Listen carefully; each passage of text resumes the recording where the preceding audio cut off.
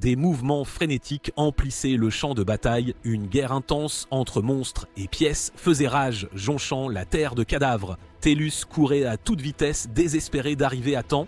Une étrange entité surgit de nulle part, se muant en une manifestation démoniaque et impitoyable de pur miasme. Le garçon trébucha, s'écroulant juste avant d'atteindre sa famille, qui souriante lui disait de vivre sans eux. Malgré ses appels et supplications incessants, les deux affrontèrent le monstre pour protéger l'enfant. Les yeux de Tellus s'ouvrirent en grand, mouillés de larmes, un énième cauchemar tragique. Se levant, essuyant ses larmes, il maudit ce rêve qui le hante chaque nuit. Heureusement, ses pensées sont interrompues. On lui ordonne d'aider à dresser la table du petit déjeuner. Dans la salle à manger d'un grand bâtiment, chaque place avait un bol de soupe chaude et un morceau de pain. Le garçon bougeait mécaniquement, peu enthousiaste à l'idée de faire des corvées sitôt. Bientôt, les autres enfants saluèrent le directeur, encore ensommeillé, en se dirigeant vers leur siège. Tous joignirent les mains en signe de gratitude pour le repas, mais se plaignirent discrètement de manger du pain et de la soupe fade 3 jours de suite. Dès qu'il entendit cela, les yeux de Tellus pétillèrent, et il en profita pour engloutir les repas des autres enfants. Cela les met en colère bien sûr, et ils se demandent pourquoi cet idiot prend leur nourriture. Ils rétorquent qu'ils sont les idiots de se plaindre pendant le repas au lieu de manger. Un garçon le frappe au visage, déclenchant sa fureur car il ne comprend pas pourquoi il ferait ça. Alors que la bagarre commençait à dégénérer, il hurle qu'il doit faire quelque chose d'important, contrairement à tous les autres ici. C'est quelque chose qu'il dit tout le temps, mais il refuse d'expliquer et met fin à la conversation en les traitant d'idiots. Alors que le directeur s'emplit naturellement de colère à cause de la bagarre, il s'enfuit dehors, ignorant les appels furieux. Il allait retrouver sa famille lui-même, peu importe ce que les autres disaient. Dans la paisible ville de Brise frémissante, Feuille, des enfants jouaient joyeusement dans la rue. Ils endossent tous des rôles, certains étant des purificateurs et un étant une pièce. Un père grincheux refuse de jouer le monstre dans leur jeu, mais dès que les enfants commencent à faire semblant d'être de grands héros, il grogne et fait des grimaces pour imiter la férocité de leurs ennemis. C'est alors qu'un enfant en retraite heurte quelqu'un, c'est une vraie pièce qui leur rappelle gentiment d'être prudent en jouant. Un garçon demande avec enthousiasme à voir l'objet qu'ils obtiennent après avoir vaincu un monstre, et bien qu'il s'exécute, il ne comprend pas vraiment pourquoi c'est si intéressant. Pour lui, ce n'est qu'une pierre magique trouble, mais pour les enfants, c'est la preuve de sa victoire au combat. Le revenu d'une pièce provient de la capture du miasme d'un monstre et de sa vente à la guilde. Contrairement aux pièces ordinaires, ils ont la permission de quitter la ville et de s'aventurer à l'extérieur.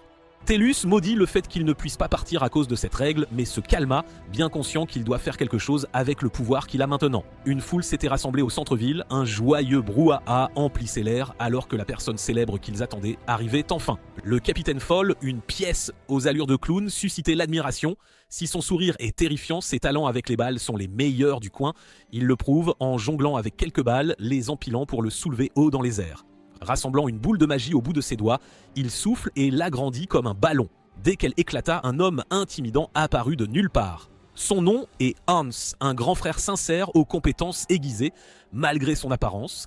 Crachant une rafale de flammes, ils terminent leur performance éclatante en rebondissant et en atterrissant au sol, puis s'inclinent pour céder la scène aux sœurs Mikatama. Ce sont des jumelles demi-humaines, capables de bouger et de rebondir si vite qu'un œil normal ne pourrait pas suivre.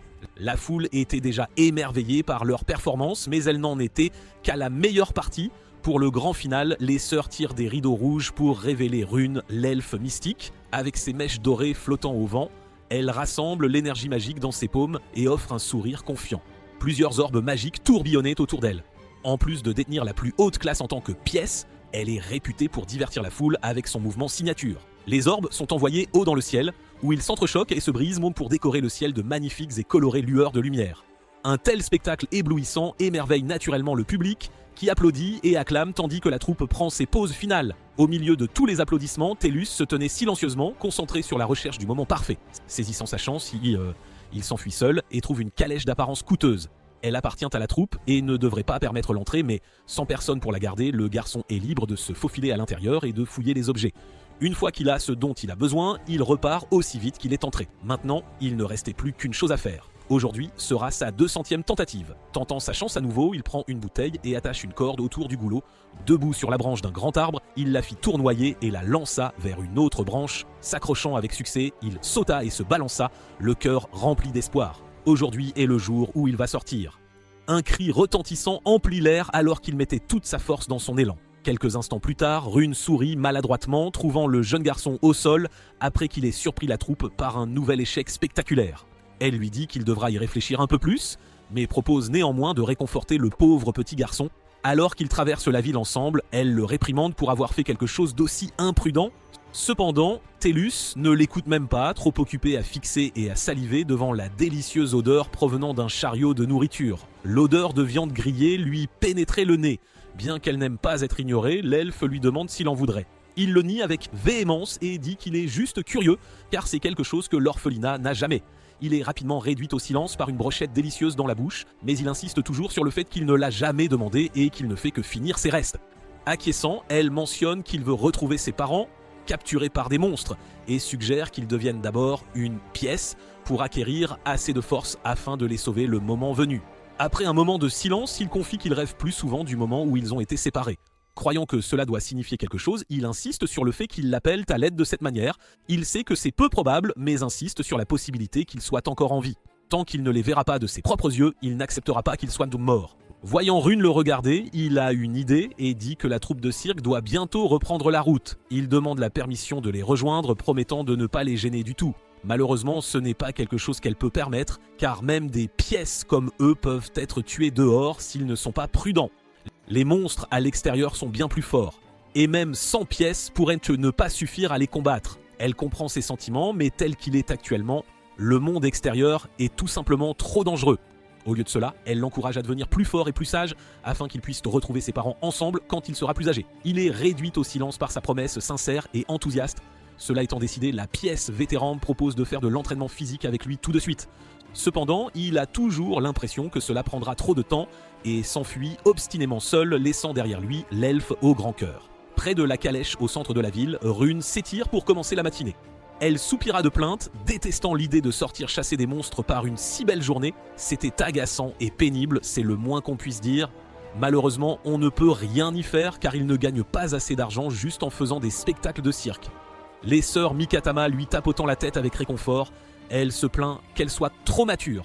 D'un autre côté, Anne se traite l'aînée de pathétique pour avoir besoin d'être consolée par la plus jeune chaque fois qu'elles doivent sortir. Elle est irritée par son attitude envers elle, ce qui déclenche une dispute hurlante qui frôle la bagarre physique. Le capitaine Fowl apparut juste à temps pour apaiser les deux, leur disant de regarder sa nouvelle technique. Il s'était transformé en une boule avec une épée transpercée par le haut. Cela ne suscite pas une réaction enthousiaste, mais c'est heureusement suffisant pour les distraire de leur dispute. Un peu plus tard, Hans demande à Rune si elle est sérieuse à propos de l'entraînement de Tellus pour qu'il devienne une pièce. Elle insiste sur le fait qu'elle n'a pas le choix car il se serait faufilé dehors seul si elle ne le faisait pas. Disant qu'il serait préférable de l'endurcir d'abord, elle place soudainement la responsabilité sur son camarade. Leur conversation est interrompue par Fall qui ne semble plus trouver son épée. Il en va de même pour les sœurs qui hurlent en réalisant que leurs couteaux ont disparu. Hans perdant sa fusée de feu d'artifice comme dernière goutte, Rune pâlit, ayant une idée de ce qui a pu se passer. Comme toujours, Tellus croyait qu'aujourd'hui était le jour où il s'était attaché à une fusée dans une autre tentative d'atteindre l'extérieur. 24 heures plus tôt, les sœurs Mikatama avaient demandé à Hans sur quoi il travaillait. À côté de lui se trouvait une fusée de feu d'artifice qu'il avait achetée à bas prix. Selon le commerçant, elle peut libérer quelque chose de similaire aux balles magiques de Rune. Elle suggère donc qu'il a juste été arnaqué en achetant des invendus et se demande quand il utiliserait une telle chose, leur spectacle étant déjà terminé. Elles ignoraient que Tellus observait et complotait déjà de près. Son visage se tordait sous la vitesse de la fusée, mais il était sûr d'y arriver cette fois. Ce fut un voyage ardu, mais il vola enfin au-delà des murs et hurla de triomphe, mais seulement pour une seconde. Après tout, les fusées de feu d'artifice explosent une fois qu'elles atteignent leur apogée. Paniqué, il commence à couper les cordes autour de sa taille, désespéré d'être libre. Il y parvient heureusement à temps et atterrit sur un doux lit de feuilles. Ses yeux s'ouvrent d'émerveillement alors qu'il voit enfin le monde extérieur, rempli de diverses traces de vie, empli de détermination et d'espoir. Le jeune homme met sa foi dans les outils qu'il a préparés pour l'aventure. Dès qu'il se dit que tout ira bien, une bête lui sauta dessus par derrière. Il la voit heureusement et l'esquive. Juste avant d'être mise en pièces, le monstre loup, Canis, le ciblait dès le début de son voyage. Essayant de se débarrasser de la peur, il se tient face à l'ennemi pendant quelques instants haletant. Ses griffes apparurent soudainement à quelques centimètres de son visage, mais comme auparavant, il est capable de bouger assez vite pour éviter le danger imminent. Cependant, le monstre était maintenant juste à côté de lui, grognant avant même qu'il ne puisse récupérer. Alors qu'il bondissait, les dents découvertes, Tellus tira sur une corde et alluma la mèche d'une petite fusée à proximité. Elle se lança vers eux et frappa le loup juste derrière son cou. Sans perdre une seule seconde, il saisit son épée et frappa la gorge de la créature, décapitant l'ennemi et mettant fin à la bataille en un instant. Il soupira de soulagement, content de l'avoir vaincu. Il avait en fait allumé le petit feu d'artifice, se positionnant sur sa trajectoire pour attraper l'ennemi. Le vent lui donne de l'espoir et lui fait réaliser que même quelqu'un comme lui peut se battre. En fait, si les choses continuent ainsi, il pourrait retrouver ses parents en un rien de temps. Maintenant, avec le cadavre du loup, il fouille ses affaires et sort une pierre de mana. Dès qu'elle est soulevée au-dessus du corps de la créature, l'énergie sombre est transférée à l'orbe. Les monstres naissent lorsque le miasme se rassemble et se matérialise. Composés de miasmes, les monstres agissent par instinct pour accumuler plus de magie, remplissant les pierres magiques vendues à la guilde. L'énergie sera ensuite purifiée en une source de pouvoir magique. Les choses se passant bien jusqu'à présent, Tellus est impatient de montrer la pierre magique à Rune bientôt. À bien y penser, il pourrait bien être la plus jeune personne à maîtriser un monstre. Si c'est vrai, d'autres pièces pourraient le remarquer et le désigner comme un nouveau venu prometteur. Se retenant de s'emballer, il s'assure de rester vigilant. Quelque chose fait soudain un bruit dans les arbres et il se demande si c'est un autre Canis. Comme il ne l'a pas encore remarqué, il prend son épée pour lancer une attaque surprise. Prêt à se battre, il chargea avec une passion ardente. Cependant, quelque chose de sinistre rencontre ses yeux. La figure menaçante était étrange. Son corps se figea, ses yeux tremblèrent et son cœur semblait vouloir éclater de sa poitrine. La mort et la décomposition suivaient le monstre qui approchait, le même être exact qui lui avait enlevé ses parents. Il semble qu'il soit venu le chercher à la place. Tellus essaie de se calmer, se disant que c'est sa chance de venger ou de sauver sa famille maintenant. Cependant, il ne pouvait s'arrêter de trembler, peu importe à quel point il se disait de brandir sa lame. Contre tout ce que son esprit disait, son corps ne pouvait pas bouger du tout. Le monstre leva sa lame pour aider à réunir le garçon avec sa mère et son père, mais un barrage familier de lumière verte le fit culbuter loin. Il se releva, visiblement furieux. C'est alors que Rune apparut avec le reste de la troupe et s'excusa d'être arrivé bien trop tard. Le monstre inclina la tête, fixant la fille qui venait de le frapper avec un sort. Rune le regarda droit dans les yeux, complètement imperturbable malgré une énorme entaille provenant de sa lame. Une quantité énorme de miasmes fut libérée, mais un grand orbe rouge protégea le groupe humain de tout mal. C'était la barrière du capitaine Fowl, mais même lui admet que le coup était tout simplement incroyable. Tellus reprend ses esprits et demande comment ils l'ont trouvé. Disant qu'il n'y a aucun moyen de manquer une si grande masse de miasmes, il le félicite d'être resté en vie. Maintenant, il n'a plus qu'à reculer et les laisser s'en occuper. Toujours tremblant de peur, il demande ce qu'est l'ennemi et révèle que c'est le même qui a pris ses parents. C'est incroyable et dangereux étant donné sa proximité avec le village de Feuilles. Ainsi, elle demande aux autres d'évacuer la ville pendant qu'elle le tue, même si elle y laisse la vie. La lance spirituelle Gungnir se matérialisa dans ses paumes. Disparaissant de l'endroit où elle se tenait, la pièce chargea le monstre, qui rencontra alors sa lame avec la sienne. Voyant l'intense et furieuse bataille se dérouler sous leurs yeux, Hans dit qu'il n'y a aucun moyen de la soutenir sans la gêner. Les ondes de choc du seul affrontement les forçaient à se retenir. C'est alors que l'affrontement initial s'arrêta soudainement, les deux bondissant l'un loin de l'autre. Pour sa prochaine attaque, Rune fit tournoyer et virevolter la lance dans ses mains. Elle devint de plus en plus rapide jusqu'à ce qu'un tourbillon entier apparaisse au-dessus d'elle. Elle a dû injecter des balles de magie dans la tornade, mais l'elfe n'avait pas encore fini. La foudre crépita et s'abattit sur la terre alors que la tornade créait un courant ascendant qui invoquait d'épais nuages d'orage. Avec un sourire confiant, elle provoque l'ennemi. Le monstre fit un pas en avant à contre-cœur, forcé de se rapprocher et attiré par le tourbillon du sort. C'était prometteur, surtout quand il fut finalement englouti par le vent déchaîné. Des balles magiques frappèrent son corps plusieurs fois, mais elles ne firent que l'irriter davantage. S'enveloppant de miasmes, le monstre tint bon et résista à la forte attraction de sa magie. Elle réessaie cette fois en portant plusieurs coups directs à son corps, mais il dissipe son attaque avec un épais miasme une fois de plus. Pour aggraver les choses, il l'atteint et commence à corrompre son corps. Alors qu'elle hurlait de douleur d'abord, le reste des pièces suivit bientôt, hurlant et se tordant alors que la force maléfique les frappait. Comme Tellus semblait être le seul épargné, il courut pour les sauver, mais même lui fut bientôt victime du pouvoir corrupteur de l'ennemi. Contrairement aux autres, son corps est trop faible pour endurer longtemps et il est forcé au sol en quelques instants. Il était au sol, les yeux vides. Pendant ce temps, le monstre regarda autour de lui et posa ses yeux sur sa première victime. Tama rampa impuissante, le suppliant d'arrêter. Sa sœur était en l'air, soulevée par la main sur son cou. Aucune d'elles ne pouvait rien faire pendant que le monstre ouvrait sa gueule, béante pour dévorer le corps entier de Mika en une seule bouchée. Des larmes coulaient des yeux de la demi-humaine, regardant sa sœur être lentement avalée. Soudain, l'ennemi était au sol à 4 pattes et courait vers sa prochaine cible, Tama. Alors que Tellus maudissait le fait de ne rien pouvoir faire, le capitaine Fowl sauta entre eux. Le clown est dévoré ensuite, tout aussi impuissant que son ami. Si seulement le garçon était plus fort et avait plus de pouvoir, alors peut-être que son père, sa mère et tous les autres seraient en sécurité. Rune était au sol, complètement épuisée après avoir combattu seule plus tôt.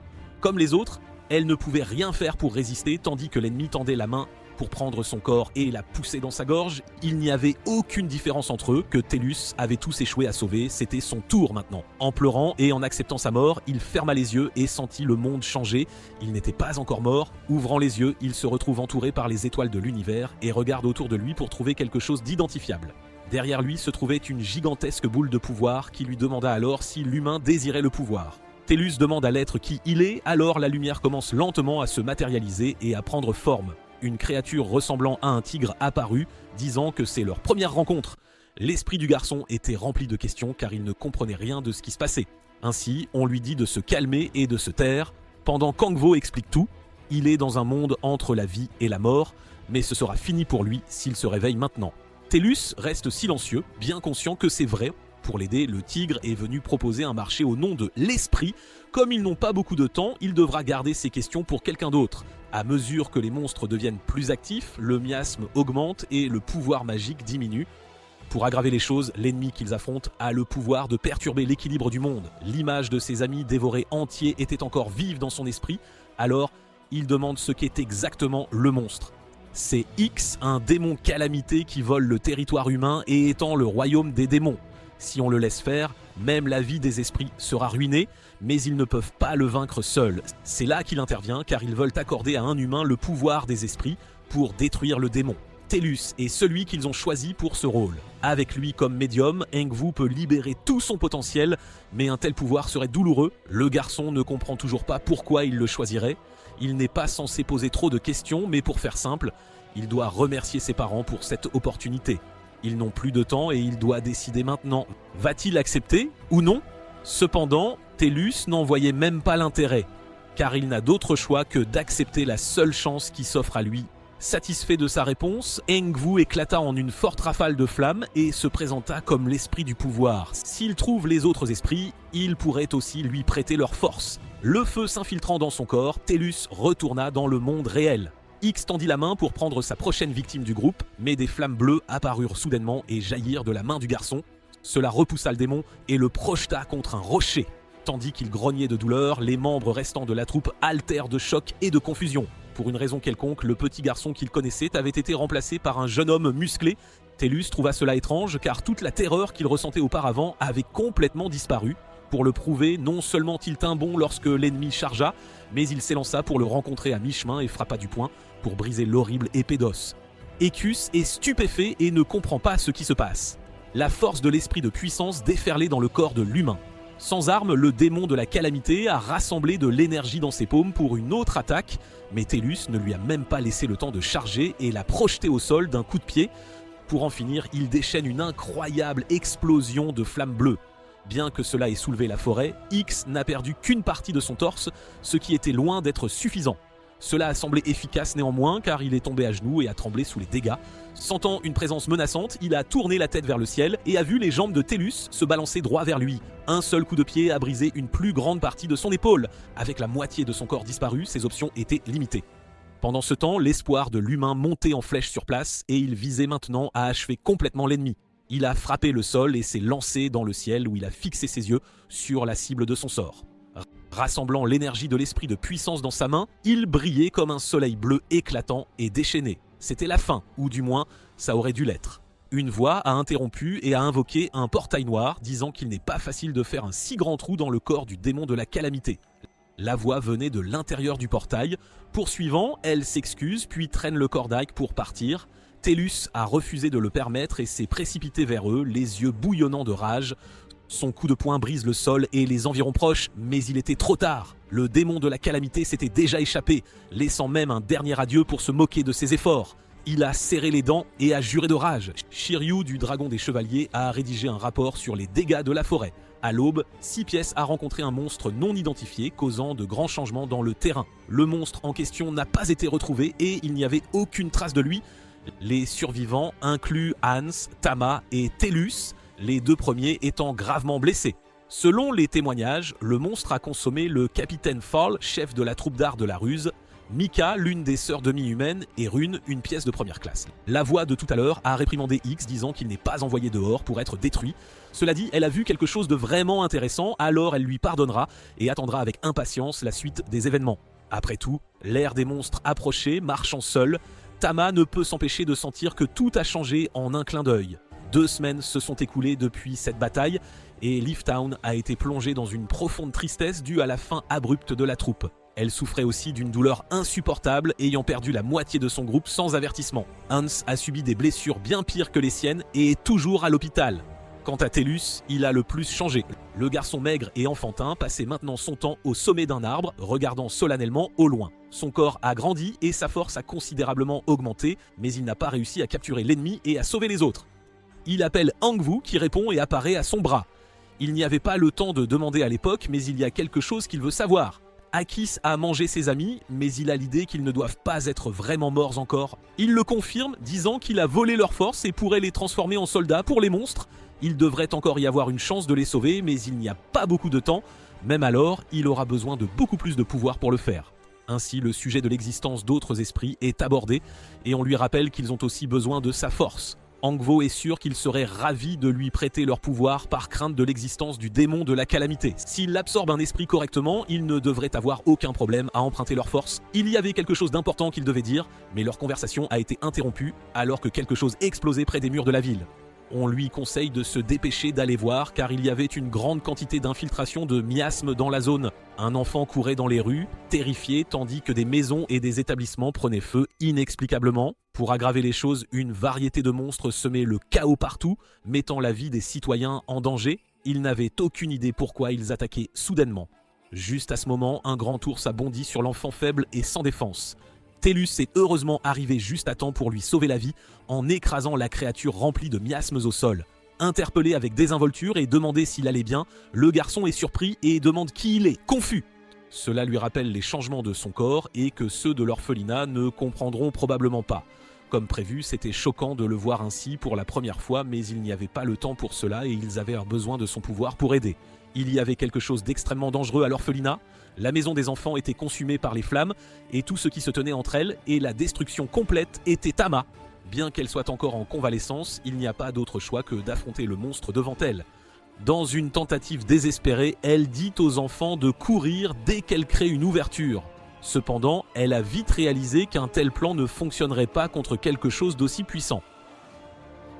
Il a levé son bras et a balancé vers eux. Elle ne pouvait rien faire d'autre que fermer les yeux en anticipation de ce qui allait arriver, mais le coup n'est jamais venu. Le poing s'est arrêté net, maintenu fermement par une seule main de Tellus. Arrivé juste à temps, il a regardé en arrière et a demandé si elle allait bien. Toujours retenant le monstre, Tellus se demande pourquoi il y a une intrusion soudaine. Angvu suppose qu'il n'y a plus rien pour les retenir, le mana de Rune ayant disparu. Il est aussi possible qu'ils aient été influencés par l'être qui a récupéré le démon de la calamité. Pendant ce temps, Tama ne comprend pas comment le garçon a arrêté le géant et à qui il parlait. Il s'est soudainement excusé auprès d'elle et a jeté le bras, disant qu'il allait finir les choses rapidement. Le petit garçon d'avant a vraiment changé. Pendant cette bataille, son corps a pris une forme adulte pour une raison quelconque et a submergé le monstre qui avait battu à plate couture notre troupe d'art de la ruse. Maintenant, il sautait directement dans la gueule du géant, l'affrontant sans peur malgré la terrifiante différence de taille à l'intérieur de son ventre. Il a invoqué l'esprit de puissance et a enduit ses mains de son énergie. Le géant triomphant a soudainement tressailli de surprise et a commencé à paniquer alors que son abdomen était assailli de coups de poing de l'intérieur. Assez vite, Tellus a éclaté de l'estomac et l'a vaincu sans même transpirer. Même lui doit admettre que c'est étrange, il était terrifié il y a peu de temps, mais maintenant, il n'y avait même pas une once de peur dans son corps. Il a tendu la main et, à la surprise générale, a commencé à absorber le miasme directement du monstre. Alors que leur bouche lui était ouverte d'incrédulité, il a aussi remis en question la réalité de la chose. Heureusement, Angvu était là pour confirmer qu'il peut maintenant absorber même les monstres. Le miasme peut être converti en pouvoir magique pour l'esprit, ce qui, à son tour, le renforce. Maintenant, il comprend mieux sa capacité. Plus il vaincra de monstres, plus il deviendra fort et ce sera à son avantage, peu importe où il ira.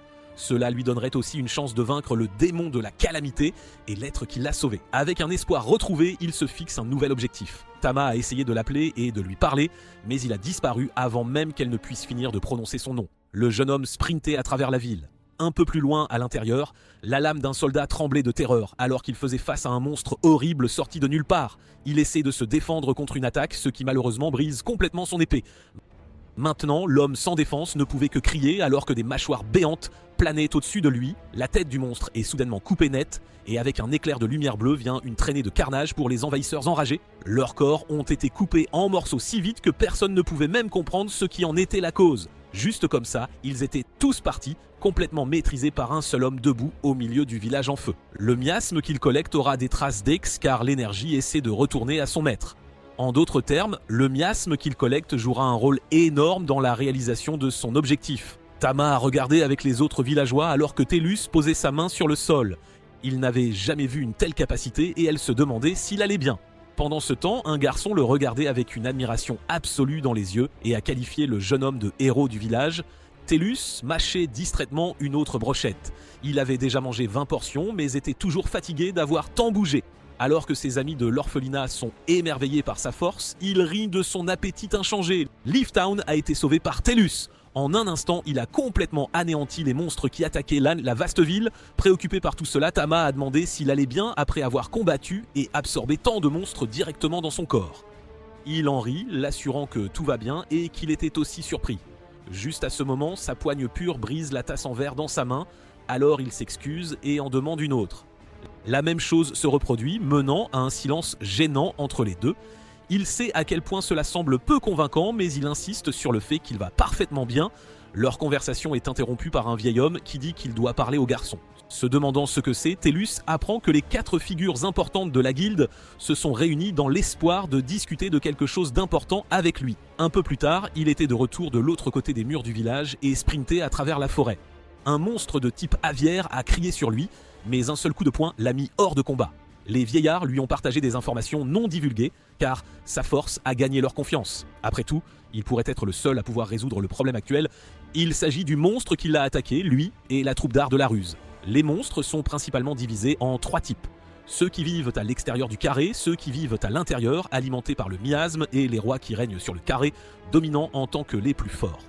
Ensuite, il y a quelque chose d'entièrement différent de ces 3 classifications principales. Les démons de la calamité. Angvo réalise pour la première fois qu'une poignée d'humains en sont déjà conscients. Celui qu'il a rencontré est connu dans toutes les guildes sous le nom d'Ix. Il n'y avait aucune trace de lui après leur bataille, mais ils peuvent supposer en toute sécurité que c'est lui. Ils ne savent que 2 choses sur cette entité sinistre. Premièrement, sa découverte coïncide avec une augmentation des pièces manquantes, ce qui doit être lié à son comportement dévoreur. Si les rois protègent le carré, les démons de la calamité peuvent être considérés comme la force offensive d'invasion. La deuxième chose qu'ils savent est que si la plupart des monstres à l'extérieur du carré sont ordinaires, certains ont été renforcés par le miasme provenant des démons de la calamité. C'est quelque chose qu'il affrontait dans la forêt maintenant. Ces ennemis renforcés sont la raison pour laquelle la guilde divulgue cette information. S'ils rencontrent de telles bêtes, ils demandent qu'ils les vainquent et collectent leur miasme immédiatement. Après tout, le miasme contiendra des traces de sa cible alors qu'il essaie de retourner à son propriétaire d'origine. En d'autres termes, le miasme qu'il collecte le mènera directement aux douleurs. Avec cette pensée en tête, il a déchaîné tout son pouvoir sur les bêtes améliorées, se précipitant pour courir vers son objectif encore plus vite. Appelant Angvu, l'esprit matérialise son énergie en une lame tranchante, ce qui permet à son partenaire de couper à travers le corps épais du monstre. Petit à petit, il a découpé l'ennemi jusqu'à ce qu'il tombe au sol, immobile et vaincu. Tout ce qui reste est de finir les choses complètement, alors il utilise son pouvoir magique spirituel, fureur liante, et a sauté au-dessus de la cible avec sa lame flamboyante. Comme le bourreau de l'adversaire de l'humanité, il a frappé pour tuer l'un des premiers de beaucoup. Sachant ce qu'il doit faire, il tend la main pour absorber le miasme de la bête tombée.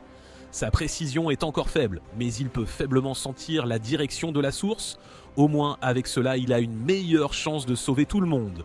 Son père, sa mère, Rune et tous les autres qui ont été perdus. Tremblant de colère et de détermination, il dit à X de l'attendre. Dans une grotte profonde de la forêt, un monstre était engagé dans une bataille intense contre Tellus. Il est renvoyé de leur affrontement et lutté malgré l'aide de Tama. Ils étaient face à un roi du carré. Il a chargé à nouveau, espérant être plus chanceux cette fois. Tout a commencé par un incident. Il y a quelque temps, il se tenait au milieu de cadavres de monstres, déçu car aucun ne portait le miasme d'Equus. Pour aggraver les choses, les monstres ordinaires ne lui donnent pas un coup de pouce en puissance, même après avoir été absorbés. Il serait préférable de chasser à l'intérieur du carré, mais la guilde ne le laissera pas entrer seul sans une bonne raison. Ainsi, il se contente de gagner de l'argent et de l'utiliser pour acheter des collations pour l'orphelinat. Il est retourné à la guilde plus tard et a été surpris de voir Thomas l'attendre, avec un grand sourire. Sans Mika, elle ne peut pas beaucoup aider en tant que pièce, alors elle a postulé comme réceptionniste de guilde. Plus que de la détermination, la fille n'a juste rien d'autre qu'elle puisse faire. Un silence triste et gênant a rempli l'air, alors elle a brisé l'ambiance morose en lui demandant de quoi il avait besoin d'aide. Il a ensuite versé plusieurs orbes magiques sur la table, disant qu'il voulait les vendre contre de l'argent. La pièce vétéran a d'abord gelé, stupéfaite par la quantité ridicule qu'il avait. Après qu'elle ait traité sa demande, Tellus est retourné à l'orphelinat. Alors que les autres enfants l'accueillaient joyeusement, leur attention a été volée par les sacs de cadeaux et de collations qu'il avait dans les bras. Ils se sont précipités avec enthousiasme vers le tas, qui était bien plus grand que ce qu'il avait l'intention d'acheter. La directrice l'a alors appelé, disant qu'elle aimerait lui parler de quelque chose. Pendant ce temps, Tama était aux frontières du village et on lui parlait d'une purificatrice que la guilde attendait. En fait, il se dirigeait vers la porte pour les chercher. Une femme vêtue de blanc et mangeant joyeusement des brochettes est apparue, montrant une satisfaction complète avec la collation dans sa bouche. La pièce imagine quelqu'un de plus noble, étant donné à quel point les purificateurs sont essentiels pour libérer le carré. Interrompant sa séance de collation, la nouvelle venue est invitée à se présenter. Talma prend l'initiative des salutations et est surprise de voir que l'étrange femme tendait déjà la main pour la serrer. Dès que leurs mains se touchent, elle sent une énergie étrange mais légère parcourir la connexion. Son esprit entend Luna se présenter et s'excuser de l'avoir effrayée. Tama a fixé sa main, qui avait encore des traces persistantes de la fille. Comme elle ne peut pas parler, la purificatrice parle aux autres en utilisant une connexion magique. Passant à la vraie discussion, son comportement joyeux change soudainement alors qu'elle aborde le sujet des personnes disparues. Tellus est également informé de l'affaire et de la façon dont elle serait liée à un monstre en ville. C'est la première fois qu'il entend parler de ce problème préoccupant, alors il promet de demander à la guilde demain. Luna demande si les disparus ont quelque chose en commun, mais il n'y a rien de spécifique pour l'instant. Quant aux pièces, seuls quelques-uns le savent pour l'instant, principalement pour éviter une panique inutile. La raison pour laquelle ils ont appelé une purificatrice cette fois est qu'ils soupçonnent l'implication de monstres. Alors qu'ils pensent que Tellus a tout anéanti lors de l'attaque précédente, certains pourraient avoir réussi à s'échapper. Ainsi, ils ont besoin de sa magie de pureté pour détecter le miasme à l'intérieur, peu importe leur apparence. Puisque c'est une affaire grave qui ne peut être négligée, Luna décide de commencer à chercher des indices dans toute la grande ville demain. Une voix troublée a supplié la permission de sortir.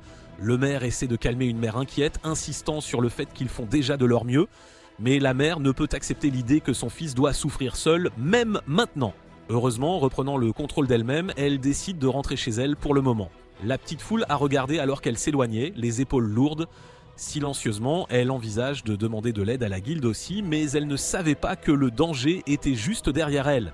Une paire de mains a soudainement saisi son corps, couvrant sa bouche et la maintenant immobile. Le maire a claqué sa langue, trouvant cela regrettable car elle aurait pu survivre, si seulement elle était restée silencieuse. Elle est placée dans un grand sac et emmenée sur le champ, tandis que le vieil homme a appelé cela une honte, encore et encore, jusqu'à ce que la raison quitte progressivement ses yeux.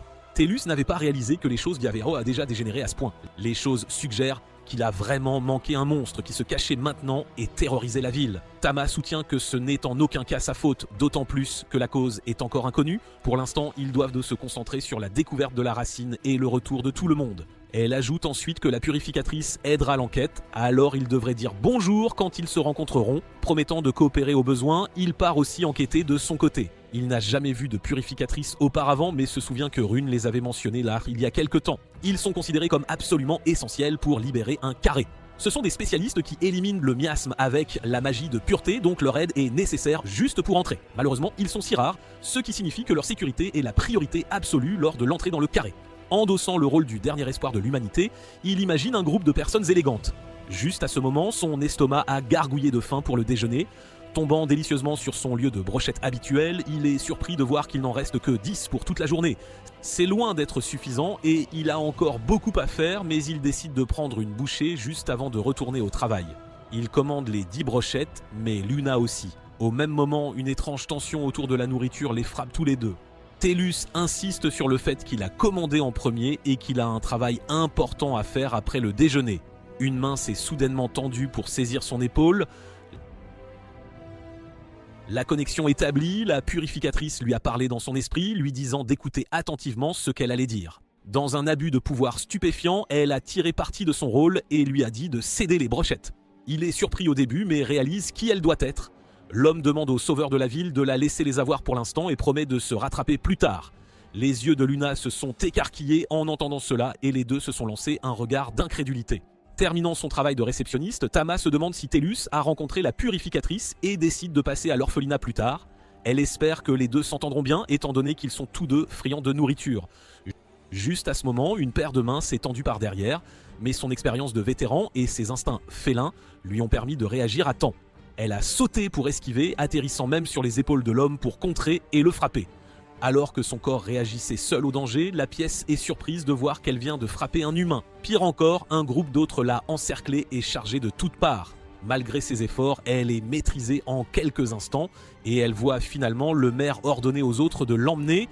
Alors qu'elle luttait contre la confusion, un poing a frappé sa tête et l'a assommée. Elle a repris conscience un peu plus tard, ses membres étaient liés et elle pouvait à peine bouger du sol. La dernière chose qu'elle voulait envisager était que le coupable soit un humain et l'association de quartier en plus. Avec un sourire toujours sur son visage, le maire dit que c'est tout pour la ville, mais c'est une pensée si ridicule qu'elle ne peut pas comprendre. Lorsque les monstres ont envahi il y a 4 mois, il a été approché avec une proposition de l'un des leurs. C'était un accord très logique basé sur la constatation de l'incompétence des pièces. Ils ont prouvé qu'ils pouvaient envahir quand ils voulaient, mais ont conclu un pacte de coopération. Si on leur donne 5 sacrifices humains chaque mois, ils n'attaqueront pas plus que ça. Tama est choqué d'apprendre l'existence d'un monstre si intelligent, et ce n'est même pas Échus. Il prévoit sûrement d'augmenter les offrandes un jour, et maintenant, elle ne peut que mépriser le maire d'avoir cédé à sa peur. Il soutient que les pièces sont à blâmer car elles n'ont pas réussi à arrêter une invasion malgré leur faste. Se calmant, il dit qu'il est irrationnel de lui expliquer, ajoutant qu'ils n'ont fourni que 4 sacrifices ce mois-ci et qu'il en faut un de plus. Elle serra les dents, comprenant son destin. Luna remercie Tellus de l'avoir accompagné en patrouille. Ce n'est pas un problème pour lui, car il comptait de toute façon se renseigner. Les deux s'entendaient bien malgré leur début difficile, surtout grâce à de délicieux repas. À ce moment-là, un membre de la guilde courut vers eux, agitant la main avec urgence. Il haletait fort, visiblement essoufflé par sa course, et demanda si l'un d'eux avait vu Tama. Tout le monde l'a cherché, mais la réceptionniste était introuvable. Soudain, les deux sont en alerte maximale. Tellus s'inquiète de la disparition de Tama et demande depuis combien de temps elle est partie. L'homme répond que cela fait 2 heures qu'elle a été vue pour la dernière fois. Il vérifie s'il y a des rapports de monstres à proximité, mais il n'y en a aucun. À cause de cela, Tellus se demande s'il existe des monstres capables de se transformer en humains, mais il n'a jamais rien vu de tel auparavant. Il demanda à l'homme si la porte avait été forcée, mais il n'y a pas non plus de rapport à ce sujet. Il est aussi possible qu'un monstre ait audacieusement traversé la porte et se cache encore en ville. Luna leur dit par télépathie qu'elle s'est déjà liée à Tama et si Tama est toujours en ville, elle devrait pouvoir la localiser et la retrouver. Cela donne de l'espoir à Tellus et il veut immédiatement retrouver Tama. Pendant ce temps, Tama aboie sur ses ravisseurs et les avertit que les pièces ne laisseront jamais passer cet incident. Le maire est d'accord avec elle et propose un accord pour le bien de tous. Il lui dit de renvoyer la purificatrice et de convaincre la guilde que les disparitions n'ont rien à voir avec les monstres et de leur dire que les pièces s'en occuperont elles-mêmes. Elle doit garder leur secret et elle ne sera plus le sacrifice. De plus, il la laissera choisir quelqu'un qu'elle ne veut pas voir sacrifier. Le maire lui dit que sa proposition n'est pas mauvaise du tout et qu'elle devrait travailler avec lui. Cependant, elle se moque de son idée. Bien que les monstres soient terrifiants et qu'elle comprenne qu'ils sont entourés de différentes sortes de monstres et de leur pouvoir intimidant, elle refuse de céder à ce genre de peur et de travailler avec l'ennemi. Elle croit au pouvoir des pièces et de la purificatrice. Le maire accepte tranquillement sa décision. Il a toujours pensé que leur troupe était un groupe de personnes insensées réunies, mais elle et sa jumelle sont particulièrement mauvaises. Elle devrait agir comme une bête, s'incliner devant les humains et implorer leur pitié. Il lui attrape les cheveux et lui dit qu'elle imite les humains et que c'est la raison pour laquelle sa sœur est maintenant morte, comparant Mika à un chat errant, sale et mort. Voyant sa réaction, le maire lui dit qu'elle n'a pas à être frustrée car bientôt, elle aussi sera donnée en pâture aux monstres et elles seront ensemble. Le maire et ses laquais rient de sa misère, tandis qu'elle se souvient de ses derniers instants avec sa sœur, ce qui la remplit de chagrin. C'est alors que Tellus force son passage dans le bâtiment, à la grande surprise du maire et de ses laquais.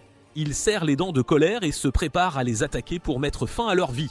Cependant, Tama l'en empêche, disant qu'ils ont un lien avec un monstre important. Elle souligne que s'ils les tuent, ils ne découvriront pas où sont les personnes disparues. Avec cela, Tellus fait de son mieux pour rester calme. Le maire attrape Tama et dit à ses sbires de lui faire gagner du temps pendant qu'il s'échappe avec elle. Voyant cela, Tellus essaie de les arrêter, mais un homme intervient et veut le combattre.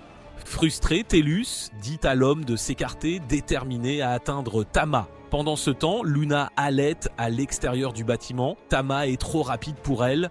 Soudain, elle voit le maire courir avec Tama. Elle utilise immédiatement son pouvoir divin pour l'arrêter, mais ressent un étrange miasme. Pendant ce temps, Tellus vient de vaincre l'homme qui l'avait défié en combat.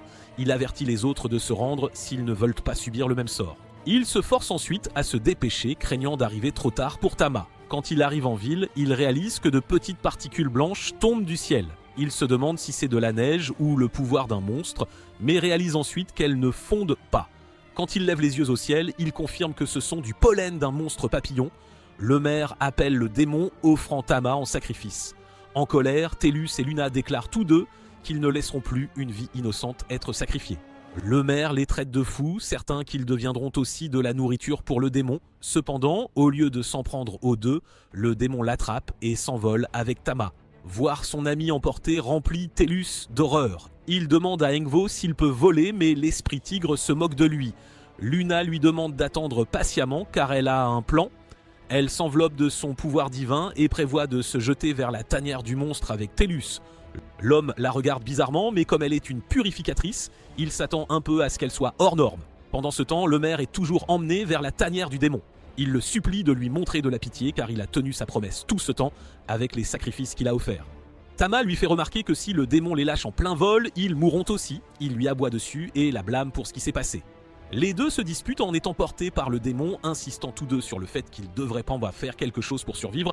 Il mentionne que puisqu'elle est un membre des pièces, elle doit le sauver car c'est son travail. Elle serre les dents de colère mais réalise alors que le miasme dans l'air s'est alourdi et que le démon doit les emmener dans un endroit plus dangereux. Elle voit une tanière proche et n'arrive pas à croire à quel point l'énergie négative est dense. C'est alors qu'elle voit Tellus et Luna se catapulter dans sa direction à la grande surprise du maire. Tellus est déterminé à sauver son amie avant qu'elle ne soit livrée à la place. Avec cela, il augmente sa puissance, surprenant Luna. Il attaque ensuite le papillon et soudain, il entend une voix sinistre se moquer de lui. La voix lui semble familière et il est choqué quand le papillon parvient à esquiver son attaque. Cependant, il réalise vite que quelqu'un l'a contrôlé pour esquiver son attaque. Avec cela, il confirme que ce doit être un démon plus puissant que celui qu'ils affrontent actuellement. Voyant que Tama est maintenant dans la place, Tellus s'en veut d'avoir laissé une autre amie en danger et d'avoir échoué à la protéger à nouveau. Luna lui dit que ce n'est pas encore fini et qu'il y a encore une chance de la sauver. Elle peut fabriquer un talisman imprégné de magie purificatrice. Elle en a donné un à l'avance à ceux impliqués dans cet incident, juste au cas où quelque chose comme ça arriverait. Ainsi, même s'ils sont emmenés dans un endroit rempli de miasmes, à l'intérieur de la place, le talisman protégera le corps de son porteur des effets du miasme pendant au moins 2 heures. Avec cela, ils ont 2 heures pour sauver Tama et quitter la place. Cependant, Tellus a un plan plus audacieux et essaie de libérer la place. Luna est choquée par son plan car il est bien trop imprudent. Entrer dans la place nécessiterait normalement d'amener une armée de pièces avec eux. Même alors, il n'y a eu qu'une seule fois dans l'histoire où elle a été libérée avec succès. Elle lui demande ensuite s'il est confiant que son pouvoir est plus grand que celui d'une armée entière. Tellus le confirme, ce qui fait réfléchir Luna. Certes, son pouvoir semblait assez incroyable pour abattre le démon plus tôt, mais elle n'est pas sûre que ce soit suffisant pour abattre toute la place. Tellus confirme qu'il n'est pas juste délirant, mais qu'il croit sérieusement pouvoir libérer la place. De cette façon, il leur sera aussi plus facile de trouver Tama. Luna se remémore le moment où Tama lui a dit que sa jeune sœur avait été tuée par un démon de la place. La jeune fille raconta que Tellus avait fortement haï les monstres, mais après avoir perdu Rune, cette haine s'était encore renforcée. Même s'il avait grandi physiquement, Tama savait que Tellus était encore un enfant et elle craignait qu'il ne se détruise en cherchant justice. Alors si Tellus devenait fou et désespérait d'écraser la place, elle espérait que Luna ne laisserait pas cela arriver. Elle a demandé à Luna de protéger Tellus et elle a accepté. À présent, Luna est déchirée. Elle a promis de garder Tellus en sécurité, mais elle a aussi le devoir de protéger les gens. Alors elle fait promettre à Tellus que s'ils trouvent une occasion de sauver Tama et de s'échapper, ils la saisiront. L'homme accepte et il se prépare à attaquer la place. Pendant ce temps, Tama est en sécurité à l'intérieur de la place grâce au talisman. Elle ne subit aucune blessure de la chute, mais se trouve maintenant dans une grotte sombre. Elle essaie de trouver la sortie tout en ressentant la présence écrasante des démons autour d'elle. Elle entend alors soudain la voix du maire demander de l'aide. Les monstres se régalent de lui, dévorant chaque parcelle de son corps. Elle veut l'aider, mais son corps ne bouge pas du tout. C'est alors que des fourmis monstrueuses, gigantesques, rampent vers elle. Elle commence à trembler à leur vue, mais elle se force à se battre aussi longtemps qu'elle le peut. Pendant ce temps, Tellus et Luna se préparent à entrer dans la place. Luna crée un mur purificateur, une barrière magique qui repousse le miasme en l'enveloppant comme une brume toxique. Elle lui rappelle que la magie purificatrice perd son effet. S'il reste loin d'elle, il doit donc rester proche la plupart du temps. Les deux voient alors des monstres et il semble y en avoir beaucoup, alors ils pensent qu'il doit y avoir un nid à proximité. Tellus suggère qu'il devrait détruire le nid et les anéantir. Luna intervient et l'avertit que s'il perd le contrôle, ce sera catastrophique pour eux, il doit donc se maîtriser. Soudain, le sol sous eux se fissure, les envoyant en chute libre dans le sous-sol de la place. Il dit à Luna de se préparer car les monstres arrivent sur eux. Les fourmis commencent à les encercler, les forçant dos à dos. Impatient, Tellus mentionne qu'ils n'ont pas le temps de traîner, alors il recharge son pouvoir et prévoit d'en finir d'un seul coup. Il attaque ensuite, déchirant le sol et anéantissant une armée entière de fourmis avec une explosion incroyable. Luna le trouve impressionnant et elle ne peut pas le laisser lui voler la vedette. Avec cela, elle canalise son pouvoir et frappe le sol de son poing divin. Les fourmis monstrueuses sont anéanties d'un seul coup à la grande surprise de Tellus, qui réalise à quel point Luna est puissante. Pendant ce temps, Tama respire difficilement après avoir vaincu un monstre. Elle parvient à en abattre un, mais il est complètement différent des monstres à l'extérieur de la place. Elle jure entre ses dents quand un autre monstre fourmi apparaît. Elle se prépare à un autre combat. L'insecte l'attaque et elle esquive rapidement l'assaut. La fourmi continue de l'attaquer et elle trouve à peine une ouverture pour placer un coup. Il y a un moyen pour elle de s'échapper, mais c'est trop dangereux et imprudent d'essayer. Dans un moment de désespoir, elle se demande ce que sa jumelle ferait dans cette situation. Elle sent soudain sa jumelle à ses côtés, l'encourageant et lui assurant que tout ira bien. Tama se demande si elle rêve ou hallucine à cause de l'épuisement. Elle serre fermement son épée et murmure un merci silencieux à sa sœur, qui veille toujours sur elle. Grâce à cela, elle s'enflamme et se jette sur le démon. Utilisant ses deux lames, elle taillade le démon, l'aveuglant efficacement. De cette façon, il ne pourra pas la suivre avec ses yeux et elle sent que la victoire est déjà sienne. Pendant que le démon est immobile, elle lutte pour trouver un endroit sûr où se cacher. C'est alors qu'elle heurte quelque chose et s'abruisse.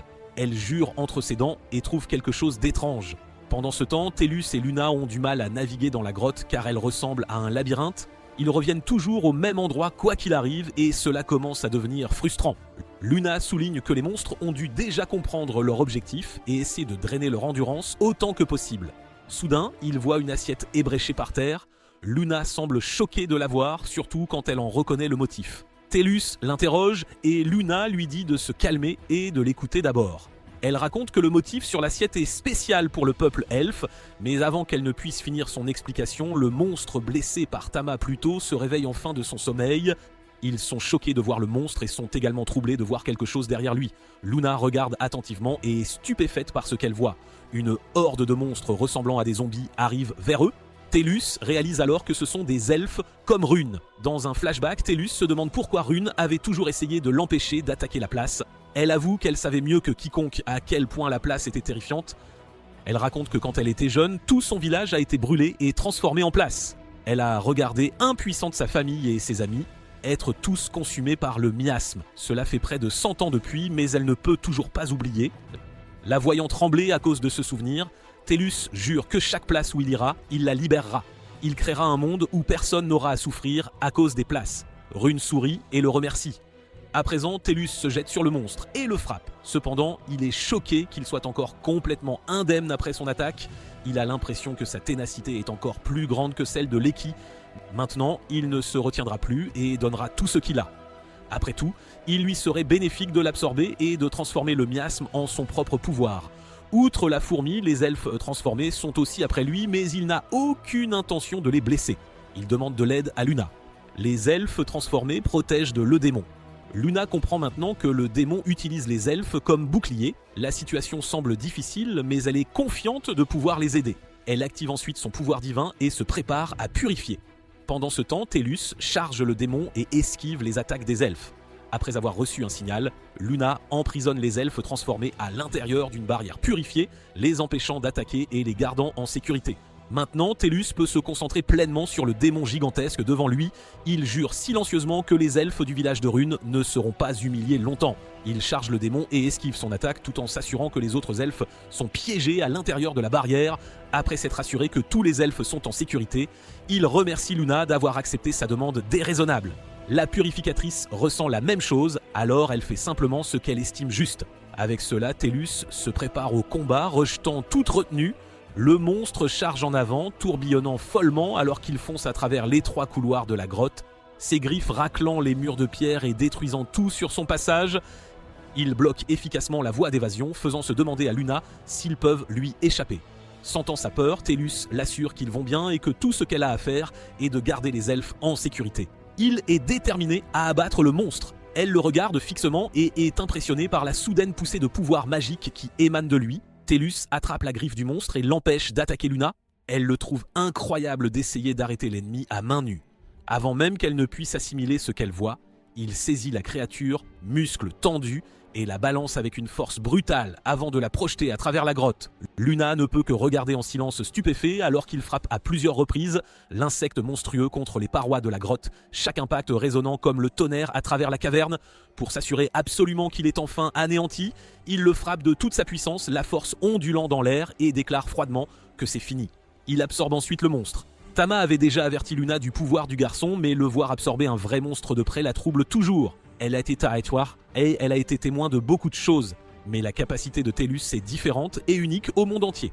Pour elle, c'est une façon vraiment brutale de se venger. Il possède une soif de vengeance que personne ne peut étancher. Avec son pouvoir formidable, il peut certainement libérer l'humanité des démons qui affligent que le monde. Impressionnée, elle le félicite pour son excellent travail et il la remercie de son aide. Il regarde ensuite les elfes et demande s'ils sont toujours en vie. Luna s'excuse et confirme que les elfes sont déjà décédés il y a longtemps et qu'ils ne peuvent rien y faire. Ce qui reste, ce ne sont que leurs cadavres qui ont été transformés en monstres. Contrairement aux cadavres ordinaires, les ramener à la vie est impossible. Tellus comprend et avec cela, il la laisse faire son travail. Avec une prière, elle les purifie, guidant leurs âmes agitées vers la solitude et nettoyant leur corps. Tellus offre aussi une prière silencieuse, espérant qu'ils reposent en paix. Pendant ce temps, Tama s'inquiète de plus en plus de l'affaiblissement de l'effet de l'amulette. Il ne durera qu'environ 5 minutes de plus, et elle doit se dépêcher de retrouver les autres avant que cela n'arrive. Soudain, elle entend des pas et craint que ce ne soit pas ses amis. Ils pourraient appartenir à des monstres. Elle se retourne et exige de savoir qui est là. Une voix lui répond froide et venimeuse, lui disant qu'elle ne lui pardonnera jamais. Un frisson parcourt tout son corps alors que la voix et sa présence continuent de la blâmer pour tout ce qui se passe à l'intérieur de la place. De l'obscurité, le monstre émerge et la maudit. Il se révèle être le maire maintenant entièrement transformé en monstre. L'horreur la saisit alors qu'elle réalise que le maire, qu'elle croyait déjà dévoré, se tient devant elle une fois de plus. Le maire refuse de mourir dans un endroit pareil, mais dans son état actuel, il ne pourra jamais retourner en ville. Il rejette toute la faute sur Tama et pour cela, il jure de ne jamais lui pardonner. Rugissant de rage, il se jette sur elle. Tama esquive rapidement l'assaut et se résout à finir le combat, sachant que le maire est complètement devenu un monstre et qu'elle ne peut rien faire pour le sauver. Elle se précipite et le taillade. Le monstre hurle de douleur, mais l'attaque inflige bien moins de dégâts qu'elle ne l'avait prévu. Pendant ce temps, Tellus et Luna s'enfoncent plus profondément dans la grotte, cherchant toujours Tama. Luna lui rappelle que le talisman ne durera que 40 minutes de plus et qu'ils doivent la trouver rapidement. Soudain, il la voit être étouffée par un monstre. La vue les choque tous les deux. Enragé, Tellus reconnaît la créature comme étant le maire. En voyant Tellus, le monstre devient encore plus frénétique, poussé par le désir de le tuer et de le torturer. À leur horreur totale, Tama est dévorée entière par le monstre en un instant. Le maire rit et leur dit de ne plus résister, déclarant qu'ils rejoindront tous bientôt Tama dans son ventre. Il promet de les entraîner tous en enfer ensemble. Luna confirme que le maire s'est entièrement transformé en monstre. Au lieu de la peur, Tellus ressent un soulagement, sachant qu'il peut maintenant se concentrer entièrement à le tuer sans culpabilité. En un éclair, il bondit en avant, apparaissant devant le monstre en un clin d'œil. Le démon frappe, mais Tellus esquive sans effort et contre-attaque en voyant la créature voler. Cependant, elle se rétablit vite. Luna rejoint le combat, activant son pouvoir divin. Elle cherche un moyen de sauver Tama et remarque que Tellus a du mal, probablement parce qu'il retient ses coups de peur de la blesser. Soudain, Luna a une idée et regarde Tellus. Sentant son intention, le monstre change de cible et capture Luna, espérant pousser Tellus au désespoir. Ce qu'il ne réalise pas, c'est que c'est exactement son plan. Plus tôt, elle avait communiqué avec Tellus par télépathie, expliquant qu'il devait piéger le monstre et supprimer sa régénération grâce à sa capacité de purification. Une fois maîtrisée, elle laisserait tout à Tellus pour contre-attaquer et renverser le cours de la bataille. Ainsi, il pourrait pas ralentir sa régénération et sauver Tama. En un instant, Tellus lance une frappe décisive, clouant le monstre au sol. Il sauve Tama et dit à Luna qu'il est temps de mettre fin au combat. Luna se libère de son emprise et ensemble, ils déchaînent leurs pouvoirs combinés, portant les coups finaux et anéantissant le monstre une bonne fois pour toutes. Les deux réussissent à vaincre le maire. Tellus refuse d'absorber les restes et se concentre plutôt sur l'état de Tama. Il se précipite vers son ami, Krafiandl, qui semble être en meilleures conditions qu'il ne l'avait imaginé. Luna est reconnaissante que le miasme ne l'ait pas affecté et infuse Tama de magie de purification, s'assurant qu'elle se rétablira à temps et que ses blessures guériront rapidement. Elle félicite Tama d'avoir tenu bon et d'avoir survécu à l'épreuve. Tama admet qu'elle croyait qu'il la retrouverait et la sauverait. Jusque-là, elle a refusé de se laisser mourir.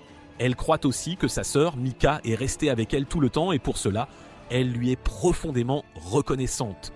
Tellus est également reconnaissant, soulagé de ne pas avoir perdu Tama. Luna partage ce soulagement mais leur rappelle rapidement qu'ils sont toujours dans la place et doivent d'abord s'échapper. Tellus ressent l'envie d'écraser chaque monstre, mais se souvenant de sa promesse de prioriser la sécurité de Tama, il se retient. Ils décident qu'ils partiront pour l'instant et reviendront plus forts pour anéantir chaque monstre qui reste. Alors qu'ils se dirigent vers la sortie, ils ne remarquent pas que le cœur du monstre du maire survit à la bataille. Non absorbé, il s'échappe dans l'ombre. Toujours en vie, il prévoit de dévorer d'autres monstres pour récupérer et devenir plus fort qu'avant. Il attend, sentant l'approche d'une proie plus faible. Cependant, au lieu de monstres mineurs, un démon colossal émerge. En un instant, il submerge le cœur, l'écrasant sous son pied et l'effaçant sans effort. Luna pousse un léger soupir alors qu'il continue de chercher la sortie. Tama est en sécurité, mais s'échapper s'avère difficile car la grotte se révèle être un véritable labyrinthe. Tellus envisage de marquer leur chemin, mais refuse d'endommager les biens des elfes tombés. Au lieu de cela, ils avancent prudemment, progressant lentement et régulièrement. Soudain, un violent tremblement secoue le sol au-dessus d'eux. Au début, ils suspectent un tremblement de terre, mais Luna réalise rapidement la vérité.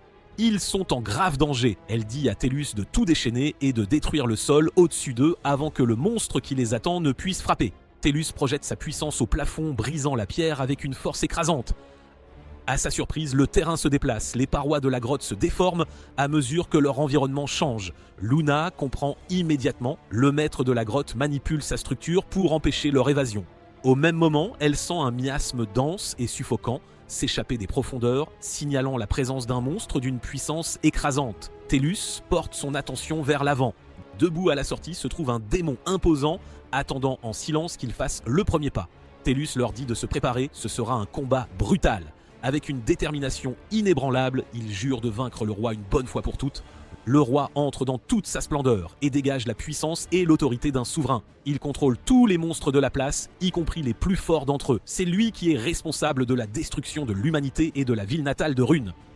Tellus a soif de vengeance, pourtant, il ne peut s'empêcher de trembler devant le roi. Il ressent sa présence écrasante et comprend à quel point le monstre devant eux est puissant. Tama le voit trembler et croit initialement qu'il a peur. Peu importe à quel point ils améliorent donc ses pièces, la peur existe toujours, même pour quelqu'un d'aussi incroyablement fort que Tellus. Cependant, en regardant de plus près son ami, elle réalise la vérité. Il devient clair qu'il ne tremble pas de peur, mais d'excitation. Il affronte enfin le roi et c'est sa chance de libérer toute sa puissance et de vaincre le souverain de la place. Il se précipite vers le roi et l'assaille de sa puissance, l'air grésillant violemment alors qu'ils s'affrontent. Il dit à Luna et Tama d'être prudentes pendant qu'il engage le roi. La purificatrice dit à Tama qu'elles doivent d'abord chercher le cercueil et Tama est d'accord. Alors qu'elle se dirige tout vers lui, le roi se met à les poursuivre. Mais Tellus repousse la bête d'un coup de pied, déclarant que son ennemi, c'est lui. Le roi est repoussé par la force pure de l'attaque. Tellus ordonne aux filles de trouver le cercueil pendant qu'il retient le roi. Il considère que son ennemi peut clairement résister à son coup de pied et se demande quelle serait la meilleure façon de l'écraser. Soudain, il sent sa magie être absorbée. Quand il regarde en bas, il voit des sangsues s'accrocher à son corps et drainer son énergie. Après s'être nourri de sa puissance, les sangsues se retirent d'un saut vers le roi. La bête garde des parasites dans son corps et entretient une relation symbiotique avec eux. Tellus sent qu'une quantité significative de sa magie a été volée et s'il était une pièce normale, les dégâts auraient été graves.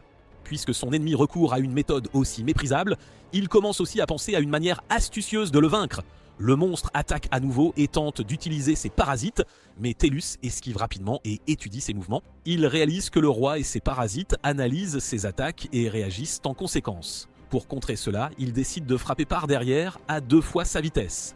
Cependant, à sa surprise, le roi esquive comme s'il avait anticipé le mouvement. Observant plus attentivement, Tellus réalise que des parasites sont attachés au dos du roi, détectant même ses attaques surprises.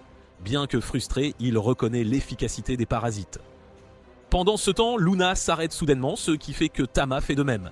La purificatrice sent que quelque chose ne va pas et craint qu'elle ne commette une grave erreur. Tellus tente d'attaquer le roi à nouveau, mais échoue. Les parasites continuent de lire ses mouvements, l'empêchant de causer de réels dégâts. Il se résout à continuer d'avancer à une vitesse à laquelle les parasites ne peuvent pas réagir. Juste au moment où il se prépare à s'élancer à nouveau, l'orientation de la grotte change une fois de plus. Cela l'empêche de réduire la distance, il est momentanément désorienté, rendant sa vitesse inutile. Il réalise qu'il doit concevoir une attaque non affectée par le terrain changeant de la grotte et la détection des parasites. Après mûre réflexion, il conclut qu'il doit utiliser la technique de la balle magique, une combinaison de vitesse et d'attaques successives rapides. Bien que ce soit une technique maîtrisée par Engvu, Tellus s'inquiète de son manque d'expérience à l'utiliser. Cependant, ses doutes s'estompent lorsqu'il pense à Rune. Il l'a vu utiliser la technique d'innombrables fois et il a l'impression qu'elle se bat à ses côtés. Il déchaîne la technique de la balle magique contre le roi, libérant plusieurs attaques à la fois. Le roi tente d'esquiver mais a du mal à suivre le barrage changeant. Tellus se souvient de Rune et s'émerveille de la facilité avec laquelle elle maniait la technique. Il continue de viser sans relâche, espérant qu'au moins une attaque percera. Finalement, l'assaut incessant submerge le roi et il s'effondre au sol, gravement blessé. Tellus a maintenant l'avantage et envisage de l'absorber. La créature implore soudainement la pitié. À ce moment, Luna et Tama se précipitent vers lui. La purificatrice le prévient d'urgence qu'ils ont commis une grave erreur et lui dit que ce n'est pas le vrai roi. Soudain, une explosion massive les projette en l'air. Au milieu de la fumée, Tellus vérifie ses amis et confirme qu'ils sont indemnes. Alors que la poussière retombe, il essaie de comprendre ce qui vient de se passer. Une présence menaçante s'approche d'eux. Lorsque la fumée se dissipe enfin, un monstre colossal et absolument terrifiant se tient devant eux, contrairement à tout ce qu'ils ont jamais rencontré. Rayonnant une puissance écrasante, c'est indubitablement le véritable roi de la place. Il y a 100 ans, le village des elfes fut transformé en place. La raison pour laquelle l'endroit fut ciblé par les monstres est que les elfes possédaient une grande capacité magique. Leur immense pouvoir magique est devenu une nourriture de haute densité qui a été convertie en miasme. Le roi a absorbé l'elfe avec le plus grand pouvoir magique parmi ceux présents. Il a transformé ce vaste pouvoir magique en miasme dense et a également acquis une grande intelligence. Le roi des elfes est maintenant possédé par le miasme d'Aiki et pour le traquer, ils doivent vaincre le vrai roi. Le roi lève son bâton et crée des cercles magiques autour d'eux. Luna intervient immédiatement pour bloquer l'attaque tandis que Tellus se déplace pour la neutraliser. Ils sont choqués de voir que la barrière créée par Luna est ébréchée, même après que Tellus ait essayé de bloquer l'attaque. S'il n'avait pas été prudent, ce seul coup aurait pu les tuer. Cette fois, Tellus sait qu'il doit viser avec soin.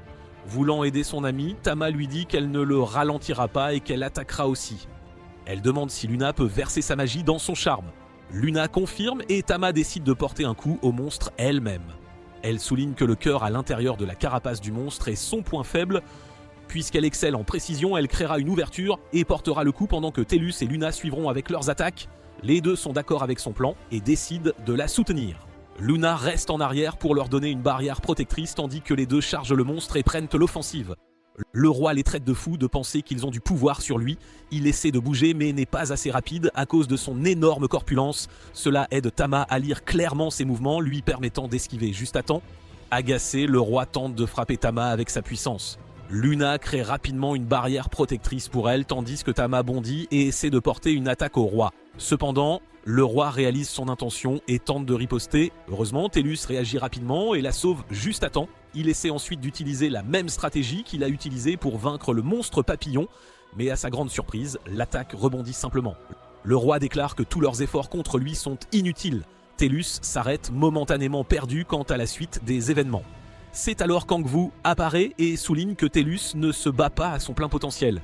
Tellus se souvient comment Rune a transformé sa magie en lance lorsqu'elle a combattu le démon de la calamité, une technique bien plus puissante que ses balles magiques. Il se demande s'il peut créer quelque chose de similaire, une nouvelle arme qu'il pourrait manier contre le roi.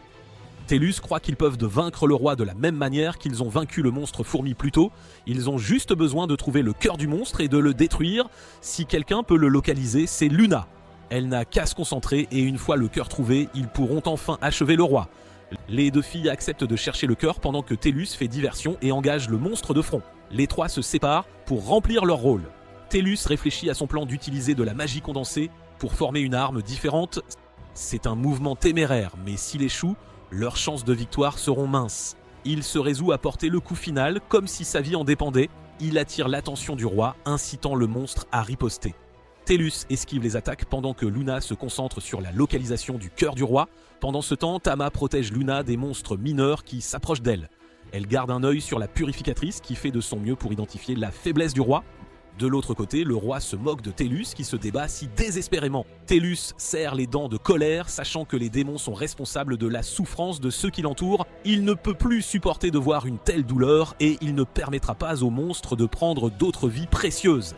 Avec une détermination renouvelée, il jure d'éradiquer chaque monstre qui menace l'humanité. Il concentre son pouvoir, se focalisant sur la formation d'une nouvelle arme capable de vaincre le roi. Sa main commence à briller et à la surprise du monstre, il conjure avec succès une épée sacrée. Au même moment, Luna localise le cœur de la place et le détruit avec son pouvoir divin. Ensemble, ils déchaînent toute leur force magique, déterminés à mettre fin à la bataille une bonne fois pour toutes. Alors que son coup final porte, Tellus fait ses adieux au roi et déclare la victoire de l'humanité. Le monstre se dissipe dans l'air tandis que le soleil se lève lentement, signalant un nouveau commencement. Les deux filles se précipitent vers Tellus, célébrant leur triomphe. Luna est folle de joie d'avoir vraiment réussi à libérer la place. Tellus est d'accord, mais s'effondre soudainement d'épuisement et de surmenage.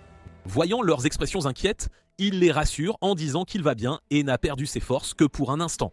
Canaliser autant de pouvoir pour créer une nouvelle arme a plus sollicité son corps qu'il ne l'avait anticipé et il se rappelle d'être plus prudent la prochaine fois. Il tourne ensuite son attention vers les restes du roi et envisage d'absorber son miasme avant qu'il ne se propage. Soudain, une voix les félicite d'avoir vaincu le roi. C'est la même voix qu'ils avaient entendue avant d'entrer sur la place. Tellus avertit ses amis d'une présence menaçante au-dessus d'eux. Quand ils lèvent tôt les yeux, ils voient une fée démon leur sourire malicieusement. Elle admet qu'elle ne s'attendait pas à ce qu'ils libèrent non réellement la place et vainquent le roi. La démone se présente comme reine, la gérante des places, et continue de louer Tellus et ses amis. Elle affirme que perdre une place n'est pas grave puisqu'il y a encore de nombreuses places dispersées à travers le monde. Luna tremble à la vue de Ren. Elle n'a jamais rencontré quelqu'un avec un miasme aussi écrasant. Comparé à Ren, le roi qu'ils ont eu tant de mal à vaincre semble insignifiant. Ren sourit d'un air menaçant, leur disant de continuer à devenir des légendes et de faire de leur mieux pour ne serait-ce que la griffer. Elle se demande combien de secondes il tiendrait sous son attaque. Concentrant la magie au bout de son doigt, la gérante tire son pouvoir sur le groupe. À sa surprise, ils parviennent à bloquer l'attaque avec leur barrière protectrice. Bien que son mana soit presque épuisé, Tellus est déterminé à vaincre la gérante. Il charge en avant et tente d'empaler Ren avec son épée sacrée. Ren esquive sans effort ses attaques et se moque de lui, disant qu'il ne portera jamais un coup. Elle souligne ensuite que Tellus s'est trop éloigné de ses amis. Saisissant l'occasion, la gérante attaque les deux filles et Luna met rapidement en place une barrière pour les protéger. Ren poursuit son assaut et Tama esquive de justesse un autre coup. Voulant infliger des dégâts, Ren cible Luna mais Tellus arrive juste à temps pour bloquer l'assaut. Ren apprécie clairement le spectacle et cible délibérément les amis de Tellus pour le provoquer davantage. Tellus est enragé par la cruauté de Ren qui attaque délibérément ses compagnons pour prendre le dessus. Il réalise que l'enlèvement de Tama et son attirance vers la place faisaient tous partie du plan de Ren. Il se demande pourquoi la gérante les cible alors qu'ils sont à un niveau entièrement différent par rapport à Ecus. Pendant ce temps, Ren sourit, pensant que Tellus aurait abandonné bien plus tôt. S'ennuyant de la tournure des événements, Ren décide de rendre la situation plus excitante en leur montrant de quoi elle est vraiment capable. Elle se vante de pouvoir contrôler l'eau d'un simple mouvement de main. D'un geste rapide, l'eau inonde le sol, piégeant Tama et Luna séparément dans des sphères d'eau. Ren se moque de Tellus, le forçant à choisir laquelle des deux filles il sauvera. Elle souligne que même avec sa vitesse, il ne peut pas sauver les deux à la fois. Il doit donc décider qui abandonner et qui secourir. Tellus reste figé entre elles, submergé par les souvenirs de Tama et Luna. Il serre les dents, déchiré par le choix impossible qui s'offre à lui. Soudain, les sphères d'eau se brisent, libérant les deux filles au choc de Tellus et à la confusion de Ren. Une lumière aveuglante suit et un puissant esprit du vent apparaît, se présentant comme Sol. Tellus est complètement stupéfait par l'apparition soudaine de l'esprit du vent. Sol déclare que c'est maintenant son tour de sauver Tellus, tout comme Tellus l'a sauvé auparavant. Ren reconnaît immédiatement l'esprit du village elfe et réalise que l'esprit du vent s'est éveillé parce que le roi a déjà été vaincu. Elle tente d'attaquer Sol avec sa magie de l'eau, mais l'esprit du vent neutralise sans effort son offensive. Témoin du pouvoir de Sol, Tellus réalise qu'il est similaire à celui de Rune. Sol le confirme et explique qu'il a été scellé lorsque le roi a pris le contrôle de leur ville et l'a transformé en une place remplie de démons. Même scellé, il a conservé sa conscience et a été témoin de tout ce qui s'est passé, ce qui lui a donné une compréhension claire de la situation. Il offre ensuite son aide à Tellus et à ses amis contre Ren. Tellus accepte son offre et demande à Sol de protéger les deux filles et de les ramener en toute sécurité à la ville pendant qu'il s'occupe de Ren en tant que disciple principal de Rune. Sol accepte, mais Ren refuse de laisser l'esprit du vent s'échapper et lance une autre attaque. Tellus bloque son assaut, pourtant la gérante essaie obstinément de le dépasser et cible ses amis une fois de plus. Heureusement, Sol est assez rapide pour contrer l'attaque et protéger Luna. Il déclare qu'il assurera leur retour en toute sécurité à la ville, honorant sa promesse à Tellus.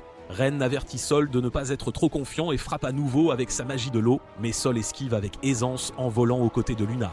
Frustré, Ren poursuit ses attaques. Pendant ce temps, Tellus attend l'ouverture parfaite. Avec une détermination brûlante dans les yeux, il charge Ren par derrière. À sa surprise, son attaque porte, la blessant. Enragé, Ren jure de l'achever sur le champ. Tellus se retrouve dans une situation désespérée, ayant épuisé le reste de sa magie et complètement vidé son mana. Soudain, Ren commence à parler par télépathie avec quelqu'un d'autre. Elle soupire comme si elle était réprimandée. Sans avertissement, elle conjure une lance d'eau massive et la lance vers Sol ainsi que les deux filles. Alarmés pour leur sécurité, Tellus se précipite à leur côté malgré ses forces épuisées.